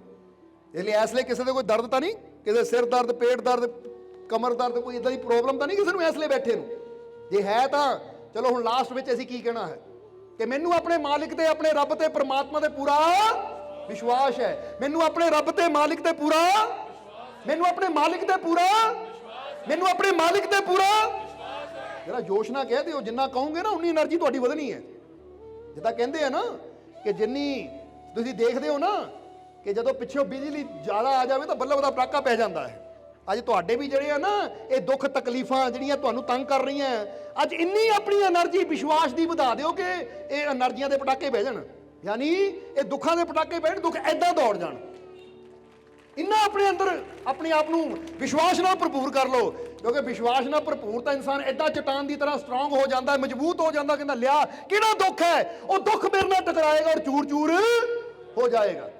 ਤਾਂ ਜੇ ਡਰਦੇ ਰਹੇ ਤਾਂ ਫਿਰ ਡਰਨ ਵਾਲਿਆਂ ਦਾ ਤਾਂ ਉਹੀ ਹਾਲ ਹੁੰਦਾ, ਜੋ ਡਰ ਗਿਆ ਸਮਝੋ ਡਰ ਹੀ ਗਏ ਤਾਂ ਮਰ ਹੀ ਗਏ। ਫਿਰ ਹੁਣ ਤੁਸੀਂ ਮਰਨਾ ਆ ਡਰ ਕੇ ਜਾਂ ਵਿਸ਼ਵਾਸ ਨਾਲ ਆਪਣੇ ਆਪ ਨੂੰ ਇੰਨਾ ਸ਼ਕਤੀਸ਼ਾਲੀ ਮਜ਼ਬੂਤ ਬਣਾਉਣਾ ਹੈ ਕਿ ਬੜੇ ਤੋਂ ਬੜਾ ਦੁੱਖ ਵੀ ਆਵੇ ਤਾਂ ਐਦਾਂ ਹੋ ਜਾਵੇ ਕਿ ਪਲਾਂ 'ਚ ਦੂਰ ਹੋ ਜਾਵੇ। ਬੋਲੋ ਸਮਝਦੇ ਹੋ ਕਿ ਨਹੀਂ? ਇਸ ਲਈ ਸਟਰੋਂਗ ਬਣਾਓ ਆਪਣੇ ਆਪ ਨੂੰ, ਮਜ਼ਬੂਤ ਬਣਾਓ ਆਪਣੇ ਆਪ ਨੂੰ। ਔਰ ਮਜ਼ਬੂਤ ਅਸੀਂ ਕਿੱਦਾਂ ਬਣ ਸਕਦੇ ਹਾਂ? ਜਦੋਂ ਅੰਦਰ ਆਪਣਾ ਵਿਸ਼ਵਾਸ ਜਿੰਨਾ ਬੰਦੇ ਦਾ ਮਜ਼ਬੂਤ ਹੁੰਦਾ ਹੈ ਨਾ, ਯਕੀਨ ਭਰੋਸਾ ਆਪਣੇ ਰੱਬ ਤੇ ਜਿੰਨਾ ਮਜ਼ਬੂਤ ਹੁੰਦਾ, ਉਨਾ ਹੀ ਬਾਹਰੋਂ ਬੰਦਾ ਸ਼ਕਤੀਸ਼ਾਲੀ ਹੋ ਜਾਂਦਾ ਹੈ। ਹੁਣ ਇੱਕ ਬੰਦਾ ਸ਼ੇਰ ਨਾਲ ਮੁਕਾਬਲਾ ਕਰਦਾ ਹੈ, ਕਿੱਦਾਂ ਕਰਦਾ ਹੈ? ਆਪਣੇ ਹੌਸਲੇ ਨਾਲ ਕਰਦਾ ਹੈ, ਆਪਣੇ ਵਿਸ਼ਵਾਸ ਨਾਲ ਕਰਦਾ ਹੈ ਕਿ ਮੈਨੂੰ ਯਕੀਨ ਹੈ ਇਹ ਸ਼ੇਰ ਨੂੰ ਮੈਂ ਖਤਮ ਕਰ ਸਕਦਾ ਆ। ਉਹ ਤਲਵਾਰ ਲੈ ਕੇ ਜਾਂਦਾ ਔਰ ਸ਼ੇਰ ਨੂੰ ਮਾਰ ਦਿੰਦਾ ਹੈ। ਤਾਂ ਜਿਨ੍ਹਾਂ ਦੇ ਅੰਦਰ ਹੌਸਲਾ ਹੈ ਨਹੀਂ, ਉਹ ਚੂਹੇ ਤੋਂ ਵੀ ਡਰ ਜਾਂਦੇ ਆ। ਡਰ ਜਾਂਦੇ ਆ ਕਿ ਨਹੀਂ? ਕਾਕਰੋਚ ਤੋਂ ਇੱਥੇ ਤੱਕ ਕਿ ਘਰ 'ਚ ਛਿਪਕਲੀ ਹੋਵੇ ਨਾ ਛੱਤ ਤੇ, ਤਾਂ ਵੀ ਬੰਦਾ ਚੀਕਾ ਮਾਰ ਕੇ ਦੌੜਦਾ, ਉਹ ਛਿਪਕਲੀ। ਇਹਦਾ ਮਤਲਬ ਕੀ ਹੈ? ਹੱਥ ਪੈਰ ਉਹੀ ਹੈ, ਸਰੀਰ ਉਨਾ ਹੀ ਹੈ। ਹੁਣ ਸਮਝ ਲਓ, ਜਿਹੜਾ ਸ਼ੇਰ ਨਾਲ ਲੜਨ ਵਾਲਾ ਆ, ਕੋਈ ਉਹਦੇ 10 ਹੱਥ ਥੋੜੀ ਹੁੰਦੇ, 10 ਸਿਰ ਥੋੜੀ ਹੁੰਦੇ ਆ ਰਾਵਣ ਦੀ ਤਰ੍ਹਾਂ। ਸਿਰ ਤਾਂ ਉਹਦਾ ਵੀ ਇੱਕੋ ਹੀ ਹੁੰਦਾ ਹੈ, ਹੱਥ ਤਾਂ ਉਹਦੇ ਵੀ ਉਹੀ ਹੈ 2, ਪਰ ਫਿਰ ਵੀ ਉਹ ਸ਼ੇਰ ਦਾ ਮੁਕਾਬਲਾ ਕਰਦਾ ਹੈ। ਫਰਕ ਕਿੱਥੇ ਹੈ? ਫਰਕ ਹੈ ਉਹਦੇ ਹੌਸਲੇ, ਵਿਸ਼ਵਾਸ 'ਚ। ਵਿਸ਼ਵਾਸ ਹੈ ਕਿ ਮੈਂ ਸ਼ੇਰ ਨੂੰ ਵੀ ਖਤਮ ਕਰ ਸਕਦਾ ਹਾਂ। ਤਾਂ ਜਿਹਦੇ ਅੰਦਰ ਡਰ ਹੈ ਉਹ ਫਿਰ ਚੂਹੇ ਤੋਂ ਵੀ ਡਰਦਾ ਹੈ। ਹੁਣ ਅੱਜ ਅਸੀਂ ਵੀ ਕਹਿੰਦੇ ਤੁਹਾਡੇ ਮੋਹਰੇ ਵੀ ਦੁੱਖਾਂ ਦਾ ਸ਼ੇਰ ਜਿੰਨਾ ਮਰਜ਼ੀ ਮੂੰਹ ਅੱਡ ਕੇ ਖੜਾ ਹੋਵੇ ਤੁਹਾਨੂੰ ਖਾਣ ਨੂੰ, ਤੁਸੀਂ ਡਰਨਾ ਨਹੀਂ ਹੈ। ਤੁਸੀਂ ਆਪਣੇ ਹੌਸਲੇ ਨੂੰ, ਆਪਣੇ ਵਿਸ਼ਵਾਸ ਨੂੰ ਇੰਨਾ ਮਜ਼ਬੂਤ ਕਰ ਲੈਣਾ ਹੈ ਕਿ ਮੈਨੂੰ ਯਕੀਨ ਹੈ ਕਿ ਬੜੇ ਤੋਂ ਬੜੇ ਦੁੱਖ ਨੂੰ ਵੀ ਮੈਂ ਖਤਮ ਕਰ ਸਕਦਾ, ਕਿਉਂਕਿ ਮੇਰਾ ਮਾਲਿਕ ਮੇਰੇ ਇਹ ਵਿਸ਼ਵਾਸ ਰੱਖਣਾ ਹੈ। ਅੱਜ ਗੱਜਦੇ ਜਾਣਾ ਹੈ। ਗੱਜਣਾ ਮਤਲਬ ਇਹ ਨਹੀਂ ਉਧਰ ਰੌਲਾ ਪਾਉਂਦੇ ਜਾਓ ਕਿ ਐਵੇਂ ਨਾਰੇ ਮਾਰਦੇ ਜਾਓ। ਗੱਜਣ ਦਾ ਮਤਲਬ ਹੈ ਕਿ ਅੱਜ ਦੁੱਖਾਂ ਨੂੰ ਐਉਂ, ਜਿੱਦਾਂ ਕਹਿੰਦਾ ਮੱਛਰ ਬੈਠਾ ਉਡਾ ਦਿੱਤਾ ਫੂਕ ਮਾਰ ਕੇ। ਇਹ ਦੁੱਖ ਕੀ ਹੈ? ਪਰੇਸ਼ਾਨੀਆਂ ਕੀ ਹੈ? ਮੇਰੇ ਮਾਲਿਕ ਦੀ ਕਿਰਪਾ ਦੇ ਸਾਹਮਣੇ, ਮੇਰੇ ਪ੍ਰਭੂ ਦੀ ਰਹਿਮਤ ਦੇ ਸਾਹਮਣੇ, ਉਹਦੀ ਬਖਸ਼ਿਸ਼ ਦੇ ਸਾਹਮਣੇ ਇਹ ਤਾਂ ਕੁਝ ਵੀ ਨਹੀਂ ਹੈ। ਹੁਣ ਗੁਰੂ ਆਪ ਹੀ ਦੱਸਦੇ ਆ, ਦਿੰਦਾ ਦੇ ਲੈਂਦੇ ਥਕ ਪਾਹੀ, ਜੁਗਾ ਜੁਗੰਤਰ ਖਾਈ ਖਾਈ। ਉਹ ਕਿੱਡੀਆਂ ਵੱਡੀਆਂ ਉਹਦੀਆਂ ਦਾਤਾਂ ਹੈ, ਤਾਂ ਦੁੱਖ ਤਾਂ ਹੈ ਹੀ ਛੋਟੇ ਜਿਹੇ। ਮੈਂ ਆਪਣੇ ਰੱਬ ਦੀਆਂ ਦਾਤਾਂ ਤੇ ਯਕੀਨ ਰੱਖਣਾ ਹੈ ਕਿ ਉਹਦੇ ਬੇਅੰਤ ਭੰਡਾਰ ਹੈ ਔਰ ਮੇਰਾ ਮਾਲਿਕ ਮੇਰੇ ਨਾਲ ਹੈ, ਤਾਂ ਮੈਨੂੰ ਕੋਈ ਡਰ ਨਹੀਂ ਹੈ, ਮੈਨੂੰ ਕੋਈ ਚਿੰਤਾ ਨਹੀਂ ਹੈ। ਕਹਿ ਦਿਓ ਫਿਰ, ਮੈਨੂੰ ਆਪਣੇ ਮਾਲਿਕ ਤੇ ਪੂਰੇ ਜੋਸ਼ ਨਾਲ, ਜਿਹੜਾ ਅੰਦਰੋਂ ਵਿਸ਼ਵਾਸ ਦੀ ਧੁਨੀ ਉੱਠੇ, ਕਿਉਂਕਿ ਜਿੰਨਾ ਅੰਦਰੋਂ ਜੋਸ਼ ਉੱਠੇਗਾ ਨਾ, ਉਨਾ ਹੀ ਤੁਹਾਨੂੰ ਸ਼ਕਤੀ ਮਹਿਸੂਸ ਹੋਏਗੀ। ਮੈਨੂੰ ਆਪਣੇ ਮਾਲਿਕ ਤੇ ਪੂਰਾ ਮੁੱਠੀਆਂ ਏਦਾਂ ਕਰਕੇ ਜ਼ੋਰ ਭਰਨਾ ਤੁਹਾਡੇ 'ਚ। ਇਹ ਨਹੀਂ ਮੈਨੂੰ ਆਪਣੇ ਮਾਲਿਕ ਤੇ ਪੂਰਾ ਵਿਸ਼ਵਾਸ ਹੈ, ਮੈਨੂੰ ਆਪਣੇ ਭਾਈ ਤੇਰੇ ਸ਼ਕਲ ਤੋਂ ਹੀ ਪਤਾ ਲੱਗਦਾ ਕਿੰਨਾ ਕੁ ਵਿਸ਼ਵਾਸ ਹੈ, ਤੇਰੀ ਮੂਵਮੈਂਟ ਤੋਂ ਪਤਾ ਲੱਗਦਾ। ਹੁਣ ਜਿਹੜਾ ਜਿੱਤਣਾ ਹੋਵੇ ਨਾ, ਪਤਾ ਕਿੱਦਾਂ ਕਹਿੰਦਾ ਮੈਂ ਜਿੱਤਣ ਨੂੰ ਤਿਆਰ ਹਾਂ। ਜੇ ਬੰਦਾ ਕਹੇ ਮੈਂ ਜਿੱਤਣ ਨੂੰ ਤਿਆਰ ਹਾਂ, ਤੇਰੀ ਸ਼ਕਲ ਤੋਂ ਹੀ ਪਤਾ ਲੱਗਦਾ ਕਿੰਨਾ ਕੁ ਜਿੱਤਣਾ ਹੈ ਤੂੰ। ਕਿਸੇ ਖਿਲਾੜੀ ਨੂੰ ਦੇਖੋ, ਜਦੋਂ ਮੈਦਾਨ 'ਚ ਉਤਰਦਾ ਕਿੰਨਾ ਜੋਸ਼ ਹੁੰਦਾ ਉਹਦੇ 'ਚ, ਮੁੱਠੀਆਂ ਬੰਦ ਹੁੰਦੀਆਂ ਹੈ। ਉਹ ਕਹਿੰਦਾ ਹੋਵੇ ਸਾਹਮਣੇ ਜਿੰਨੀ ਮਰਜ਼ੀ ਖਤਰਨਾਕ ਟੀਮ, ਪਰ ਮੈਂ ਵਿਸ਼ਵਾਸ ਨਾਲ ਜਾ ਰਿਹਾ, ਜਿੱਤ ਮੇਰੀ ਹੋਏਗੀ। ਔਰ ਫਿਰ ਜਿੱਤ ਉਹਦੀ ਹੁੰਦੀ ਹੈ ਜਿੰਨਾ ਜ਼ਿਆਦਾ ਵਿਸ਼ਵਾਸ ਹੁੰਦਾ ਹੈ, ਕਿਉਂਕਿ ਖਿਲਾੜੀ ਉੱਧਰ ਵੀ ਉਨੇ ਹੁੰਦੇ, ਉੱਧਰ ਵੀ ਉਨੇ ਹੁੰਦੇ ਹੈ। ਗੱਲ ਖਿਲਾੜੀਆਂ ਦੀ ਨਹੀਂ ਹੁੰਦੀ ਕਿ ਇੱਕ ਪਾਸੇ 20 ਹੈ ਤਾਂ ਦੂਜੇ ਪਾਸੇ 5 ਹੈ, ਹੁੰਦੇ ਉੱਧਰ ਵੀ 11, ਉੱਧਰ ਵੀ 11 ਹੈ, ਪਰ ਜਿੱਤ ਕਿਹਨਾਂ ਦੀ ਹੁੰਦੀ? ਜਿਹਨਾਂ ਦਾ ਹੌਸਲਾ, ਵਿਸ਼ਵਾਸ ਬੁਲੰਦ ਹੁੰਦਾ ਹੈ। ਅੱਜ ਤੁਹਾਡੀ ਜਿੱਤ ਵੀ ਕਦੋਂ ਹੋਣੀ ਹੈ? ਅਸੀਂ ਜਿੱਤ ਲੈਣਾ ਹੈ ਆਉਣ ਵਾਲੇ ਸਾਲ ਨੂੰ ਅੱਜ ਹੀ, ਕਿ ਮੈਨੂੰ ਵਿਸ਼ਵਾਸ ਹੈ ਕਿ ਆਉਣ ਵਾਲਾ ਸਾਲ ਮੇਰੇ ਵਾਸਤੇ ਖੁਸ਼ੀਆਂ ਭਰਿਆ, ਮੈਨੂੰ ਪੂਰਾ ਵਿਸ਼ਵਾਸ ਹੈ ਸਾਲ ਮੇਰੇ ਵਾਸਤੇ ਖੁਸ਼ੀਆਂ ਭਰਿਆ। ਜਦੋਂ ਦੇਖੋ ਤੁਹਾਡੀ ਐਸੀ એનર્ਜੀ ਜਾਣੀ ਹੈ ਨਾ, ਤਾਂ ਪ੍ਰਮਾਤਮਾ ਨੇ ਕਹਿਣਾ ਦੇਖੋ ਇਹ ਕਿੰਨੇ ਵਿਸ਼ਵਾਸ ਨਾਲ ਕਹਿ ਰਿਹਾ ਹੈ, ਜਾ ਇਹਦਾ ਸਾਲ ਖੁਸ਼ੀਆਂ ਭਰਿਆ ਹੋਏਗਾ। ਕਿਉਂਕਿ ਪ੍ਰਮਾਤਮਾ ਨੂੰ ਕੀ ਹੈ, ਉਧਰੋਂ ਤਾਂ ਆਵਾਜ਼ ਹੀ ਆਣੀ ਹੈ ਨਾ, ਉਹਨਾਂ ਦਾ ਵਚਨ ਹੀ ਕਰਨਾ ਹੈ, ਹੋ ਜਾ ਤਾਂ ਹੋ ਗਿਆ। ਪਰ ਹੁੰਦਾ ਉਹਨਾਂ ਵਾਸਤੇ ਜਿਨ੍ਹਾਂ ਦੇ ਅੰਦਰ ਵਿਸ਼ਵਾਸ ਹੈ। ਬੋਲੋ ਸਮਝਦੇ ਹੋ ਕਿ ਨਹੀਂ? ਇਸ ਲਈ ਕਹਿ ਦੇਣਾ ਕਿ ਮੈਂ ਆਪਣੇ ਮਾਲਿਕ ਦਾ ਬੱਚਾ ਆ, ਕੋਈ ਬੁਰੀ ਚੀਜ਼ ਮੈਨੂੰ ਛੂ ਨਹੀਂ ਸਕਦੀ। ਮੈਂ ਆਪਣੇ ਮਾਲਿਕ ਦਾ, ਕੋਈ ਬੁਰੀ ਚੀਜ਼ ਮੈਨੂੰ, ਮੈਂ ਆਪਣੇ ਮਾਲਿਕ ਦਾ ਬੱਚਾ ਹਾਂ, ਕੋਈ ਬੁਰੀ ਚੀਜ਼ ਮੈਨੂੰ। ਬਸ ਅੱਜ ਤੋਂ ਇਹ ਰੱਖਣਾ, ਜਦੋਂ ਵੀ ਕੋਈ ਡਰ ਲੱਗੇ ਨਾ, ਉਹ ਮੈਂ ਆਪਣੇ ਮਾਲਿਕ ਦਾ ਬੱਚਾ ਆ, ਮੈਂ ਉਹਦਾ ਅੰਸ਼ ਹੈ, ਕੋਈ ਬੁਰੀ ਚੀਜ਼ ਮੇਰੇ ਲਾਗੇ। ਦੇਖ ਲਓ ਕਿੰਨੇ ਦਿਨ ਹੋ ਗਏ ਧੁੰਦ ਨੂੰ, ਅੱਜ ਸੂਰਜ ਚੜਿਆ ਕਿ ਨਹੀਂ? ਜਵਾਬ ਦੇ ਦਿਓ ਸਾਨੂੰ। ਕਹਿੰਦੇ ਸੀਗੇ ਹਾਂਸਰੋ ਵਿੱਚ ਬਹੁਤ ਦਿਨ ਹੋ ਗਏ ਧੁੰਦ ਹੀ ਪੈ ਰਹੀ ਹੈ। ਅਸੀਂ ਕਿਹਾ ਕੋਈ ਨਹੀਂ, ਅੱਜ ਸੂਰਜ ਚੜ ਜਾਣਾ ਹੈ, ਕਿਉਂਕਿ ਅੱਜ ਪਰੇਸ਼ਾਨੀਆਂ ਦੀ, ਵਹਿਮਾਂ ਭਰਮਾਂ ਦੀ ਧੁੰਦ ਨੂੰ ਹਟਾਣੀ ਤਾਂ ਆਏ ਆ। ਇਹ ਖੁਸ਼ੀਆਂ ਦਾ ਪ੍ਰਕਾਸ਼ ਤੁਹਾਡੇ ਜੀਵਨ 'ਚ ਲੈ ਕੇ ਆਣੀ ਤਾਂ ਆਏ ਆ ਅਸੀਂ। ਇਸ ਲਈ ਆਪਣੇ ਵਿਸ਼ਵਾਸ ਨੂੰ ਇੰਨਾ ਬੁਲੰਦ ਕਰੋ ਕਿ ਜਿੱਦਾਂ ਇਹ ਸੂਰਜ ਚਮਕਿਆ ਨਾ, ਇਹਦੇ ਤੁਹਾਡੇ ਵਿਸ਼ਵਾਸ ਦਾ ਸੂਰਜ ਜਿੱਦਾਂ ਚਮਕੇ ਕਿ ਤੁਹਾਡੇ ਦੁੱਖਾਂ ਦੇ ਅੰਧੇਰੇ ਦੂਰ ਹੋ ਜਾਣ। ਇਹ ਪੂਰੀ ਤਰ੍ਹਾਂ ਵਿਸ਼ਵਾਸ ਨਾਲ ਭਰ ਲਓ ਆਪਣੇ ਆਪ ਨੂੰ, ਹੌਸਲੇ ਨਾਲ ਭਰ ਲਓ ਆਪਣੇ ਆਪ ਨੂੰ, ਸ਼ਕਤੀ ਨਾਲ ਭਰ ਲਓ ਆਪਣੇ ਆਪ ਨੂੰ, ਕਿਉਂਕਿ ਤੁਸੀਂ ਸ਼ਕਤੀਸ਼ਾਲੀ ਦੇ ਬੱਚੇ ਹੋ, ਪਰਮਾਤਮਾ ਦੇ ਬੱਚੇ ਹੋ। ਕਿਹੜਾ ਕਿਹੜਾ ਮੰਨਦਾ ਕਿ ਮੈਂ ਆਪਣੇ ਰੱਬ ਦਾ ਬੱਚਾ ਹਾਂ? ਉਹ ਵਾਹਿਗੁਰੂ, ਅੱਲਾ, ਰਾਮ, ਤੁਸੀਂ ਜੋ ਵੀ ਉਹਨੂੰ ਕਹਿੰਦੇ ਹੋ ਕਿ ਮੈਂ, ਉਹ ਪਰਮਾਤਮਾ ਕਹਿੰਦਾ, ਭਗਵਾਨ ਕਹਿੰਦਾ, ਈਸ਼ਵਰ ਕਹਿੰਦਾ, ਅੱਲਾ ਕਹਿੰਦਾ, ਰਾਮ ਕਹਿੰਦਾ, ਵਾਹਿਗੁਰੂ ਕਹਿੰਦਾ, ਜੋ ਵੀ ਤੁਸੀਂ ਕਹਿੰਦੇ ਹੋ, ਨਾਮ ਅਨੇਕ ਹੀ ਹੈ ਪਰ ਹੈ ਇੱਕੋ ਹੀ ਸ਼ਕਤੀ। ਜੇ ਤੁਸੀਂ ਮੰਨਦੇ ਹੋ ਕਿ ਉਹਦਾ ਨੂਰ ਮੇਰੇ ਅੰਦਰ ਹੈ, ਉਹਦੀ ਤਾਕਤ ਮੇਰੇ ਅੰਦਰ ਹੈ, ਤਾਂ ਫਿਰ ਅੱਜ ਇਹ ਵੀ ਮੰਨ ਲਓ ਕਿ ਮੈਂ ਇੱਕ ਸ਼ਕਤੀਸ਼ਾਲੀ ਆਤਮਾ ਹੂੰ, ਕਿਉਂਕਿ ਤੁਸੀਂ ਆਤਮਾ ਹੋ, ਪਰਮਾਤਮਾ ਦਾ ਅੰਸ਼ ਹੋ। ਸਰੀਰ ਮੰਨਦੇ ਹੋ ਕਿ ਆਤਮਾ ਮੰਨਦੇ ਹੋ? ਆਪਣੇ ਆਪ ਨੂੰ ਸੱਚ ਦੱਸਿਓ। ਆਤਮਾ ਨਿਕਲ ਗਈ, ਸਰੀਰ ਤਾਂ ਮਿੱਟੀ ਹੋ ਗਿਆ ਨਾ, ਸੁਆਹ ਹੋ ਗਿਆ। ਇਹ ਤਾਂ ਸੁਆਹ ਹੈ, ਅਸਲੀ ਕੰਮ ਤਾਂ ਅੰਦਰ ਕਿਹੜੀ ਕਰ ਰਹੀ ਹੈ? ਆਤਮਾ ਕਰ ਰਹੀ ਹੈ। ਤਾਂ ਮਤਲਬ ਤੁਸੀਂ ਆਤਮਾ ਹੋ, ਤੁਸੀਂ ਸਰੀਰ ਨਹੀਂ ਹੋ। ਸਰੀਰ ਤਾਂ ਇੱਕ ਸਾਧਨ ਹੈ, ਕੰਮ ਤਾਂ ਸਾਰਾ ਉਹ ਰੂਹ ਕਰ ਰਹੀ ਹੈ, ਆਤਮਾ ਕਰ ਰਹੀ ਹੈ। ਔਰ ਆਤਮਾ ਕਿਹਦੀ ਅੰਸ਼ ਹੈ? ਪਰਮਾਤਮਾ ਦੀ। ਉਹ ਪਰਮਾਤਮਾ ਹੈ, ਤੁਸੀਂ ਆਤਮਾ ਹੋ, ਉਹਦਾ ਰੂਪ ਹੈ ਤੁਹਾਡੇ ਅੰਦਰ। ਹੁਣ ਇਹਨੂੰ ਏਦਾਂ ਹੀ ਸਮਝ ਲਓ ਜਿੱਦਾਂ ਕੋਈ ਸਮੁੰਦਰ ਚੋਂ ਪਾਣੀ ਭਰ ਲਵੇ ਬੋਤਲ ਵਿੱਚ। ਹੁਣ ਪਾਣੀ ਸਮੁੰਦਰ ਦਾ ਹੀ ਹੈ, ਪਰ ਇਸ ਲਈ ਬੋਤਲ ਚ ਉਹਦੀ ਇੱਕ ਸੀਮਾ ਹੈ, ਪਰ ਜਿਹੜੇ ਗੁਣ ਉਹ ਸਮੁੰਦਰ ਦੇ, ਉਹੀ ਗੁਣ ਇਹਦੇ ਅੰਦਰ ਵੀ ਹੈ। ਜੇ ਪਰਮਾਤਮਾ ਸ਼ਕਤੀਸ਼ਾਲੀ ਹੈ ਤਾਂ ਤੁਸੀਂ ਵੀ ਸ਼ਕਤੀਸ਼ਾਲੀ ਹੋ। ਹੁਣ 5 ਵਾਰ ਕਹਿਣਾ ਇਹ, ਔਰ ਉਸ ਤੋਂ ਬਾਅਦ ਵਿੱਚ ਸਤਸੰਗ ਦੀ ਸਮਾਪਤੀ ਕਰਾਂਗੇ। ਮੁੱਠੀਆਂ ਬੰਦ ਕਰਕੇ ਪੂਰੇ ਜੋਸ਼ ਨਾਲ, मैं एक शक्तिशाली आत्मा हूं, मैं एक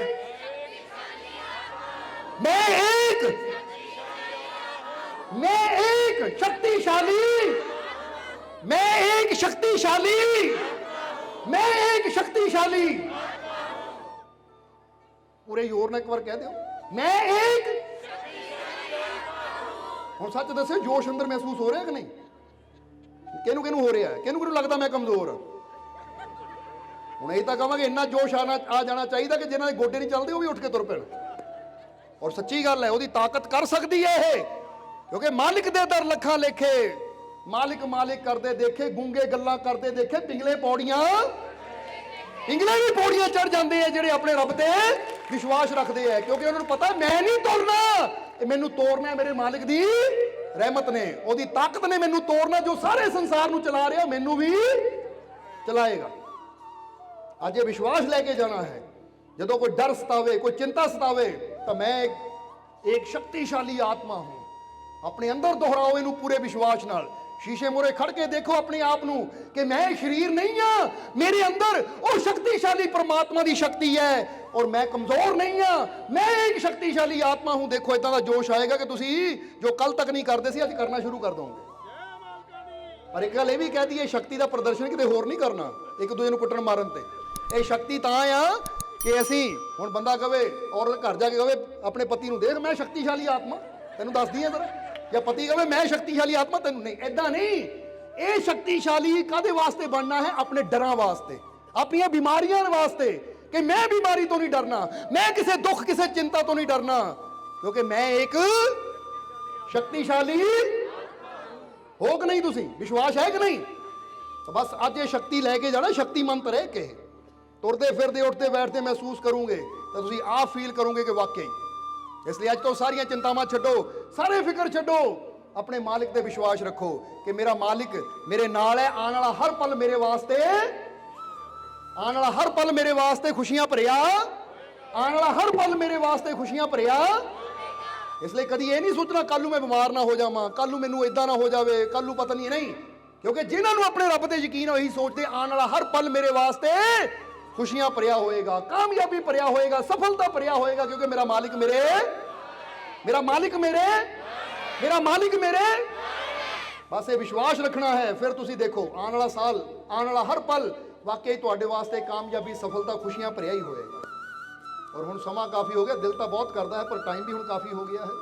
इसलिए आखिरले वचनां 'च यही कवांगे, उस मालिक दे चरनां 'च यही अरदास बेनती करांगे कि मालिक तुहाडीਆਂ सब ਦੀਆਂ तकलीफां, दुखां, परेशानियां ਨੂੰ दूर करन, तुहाडीਆਂ सब ਦੀਆਂ ਝੋਲੀਆਂ ਨੂੰ खुशियां ਨਾਲ भरपूर करन।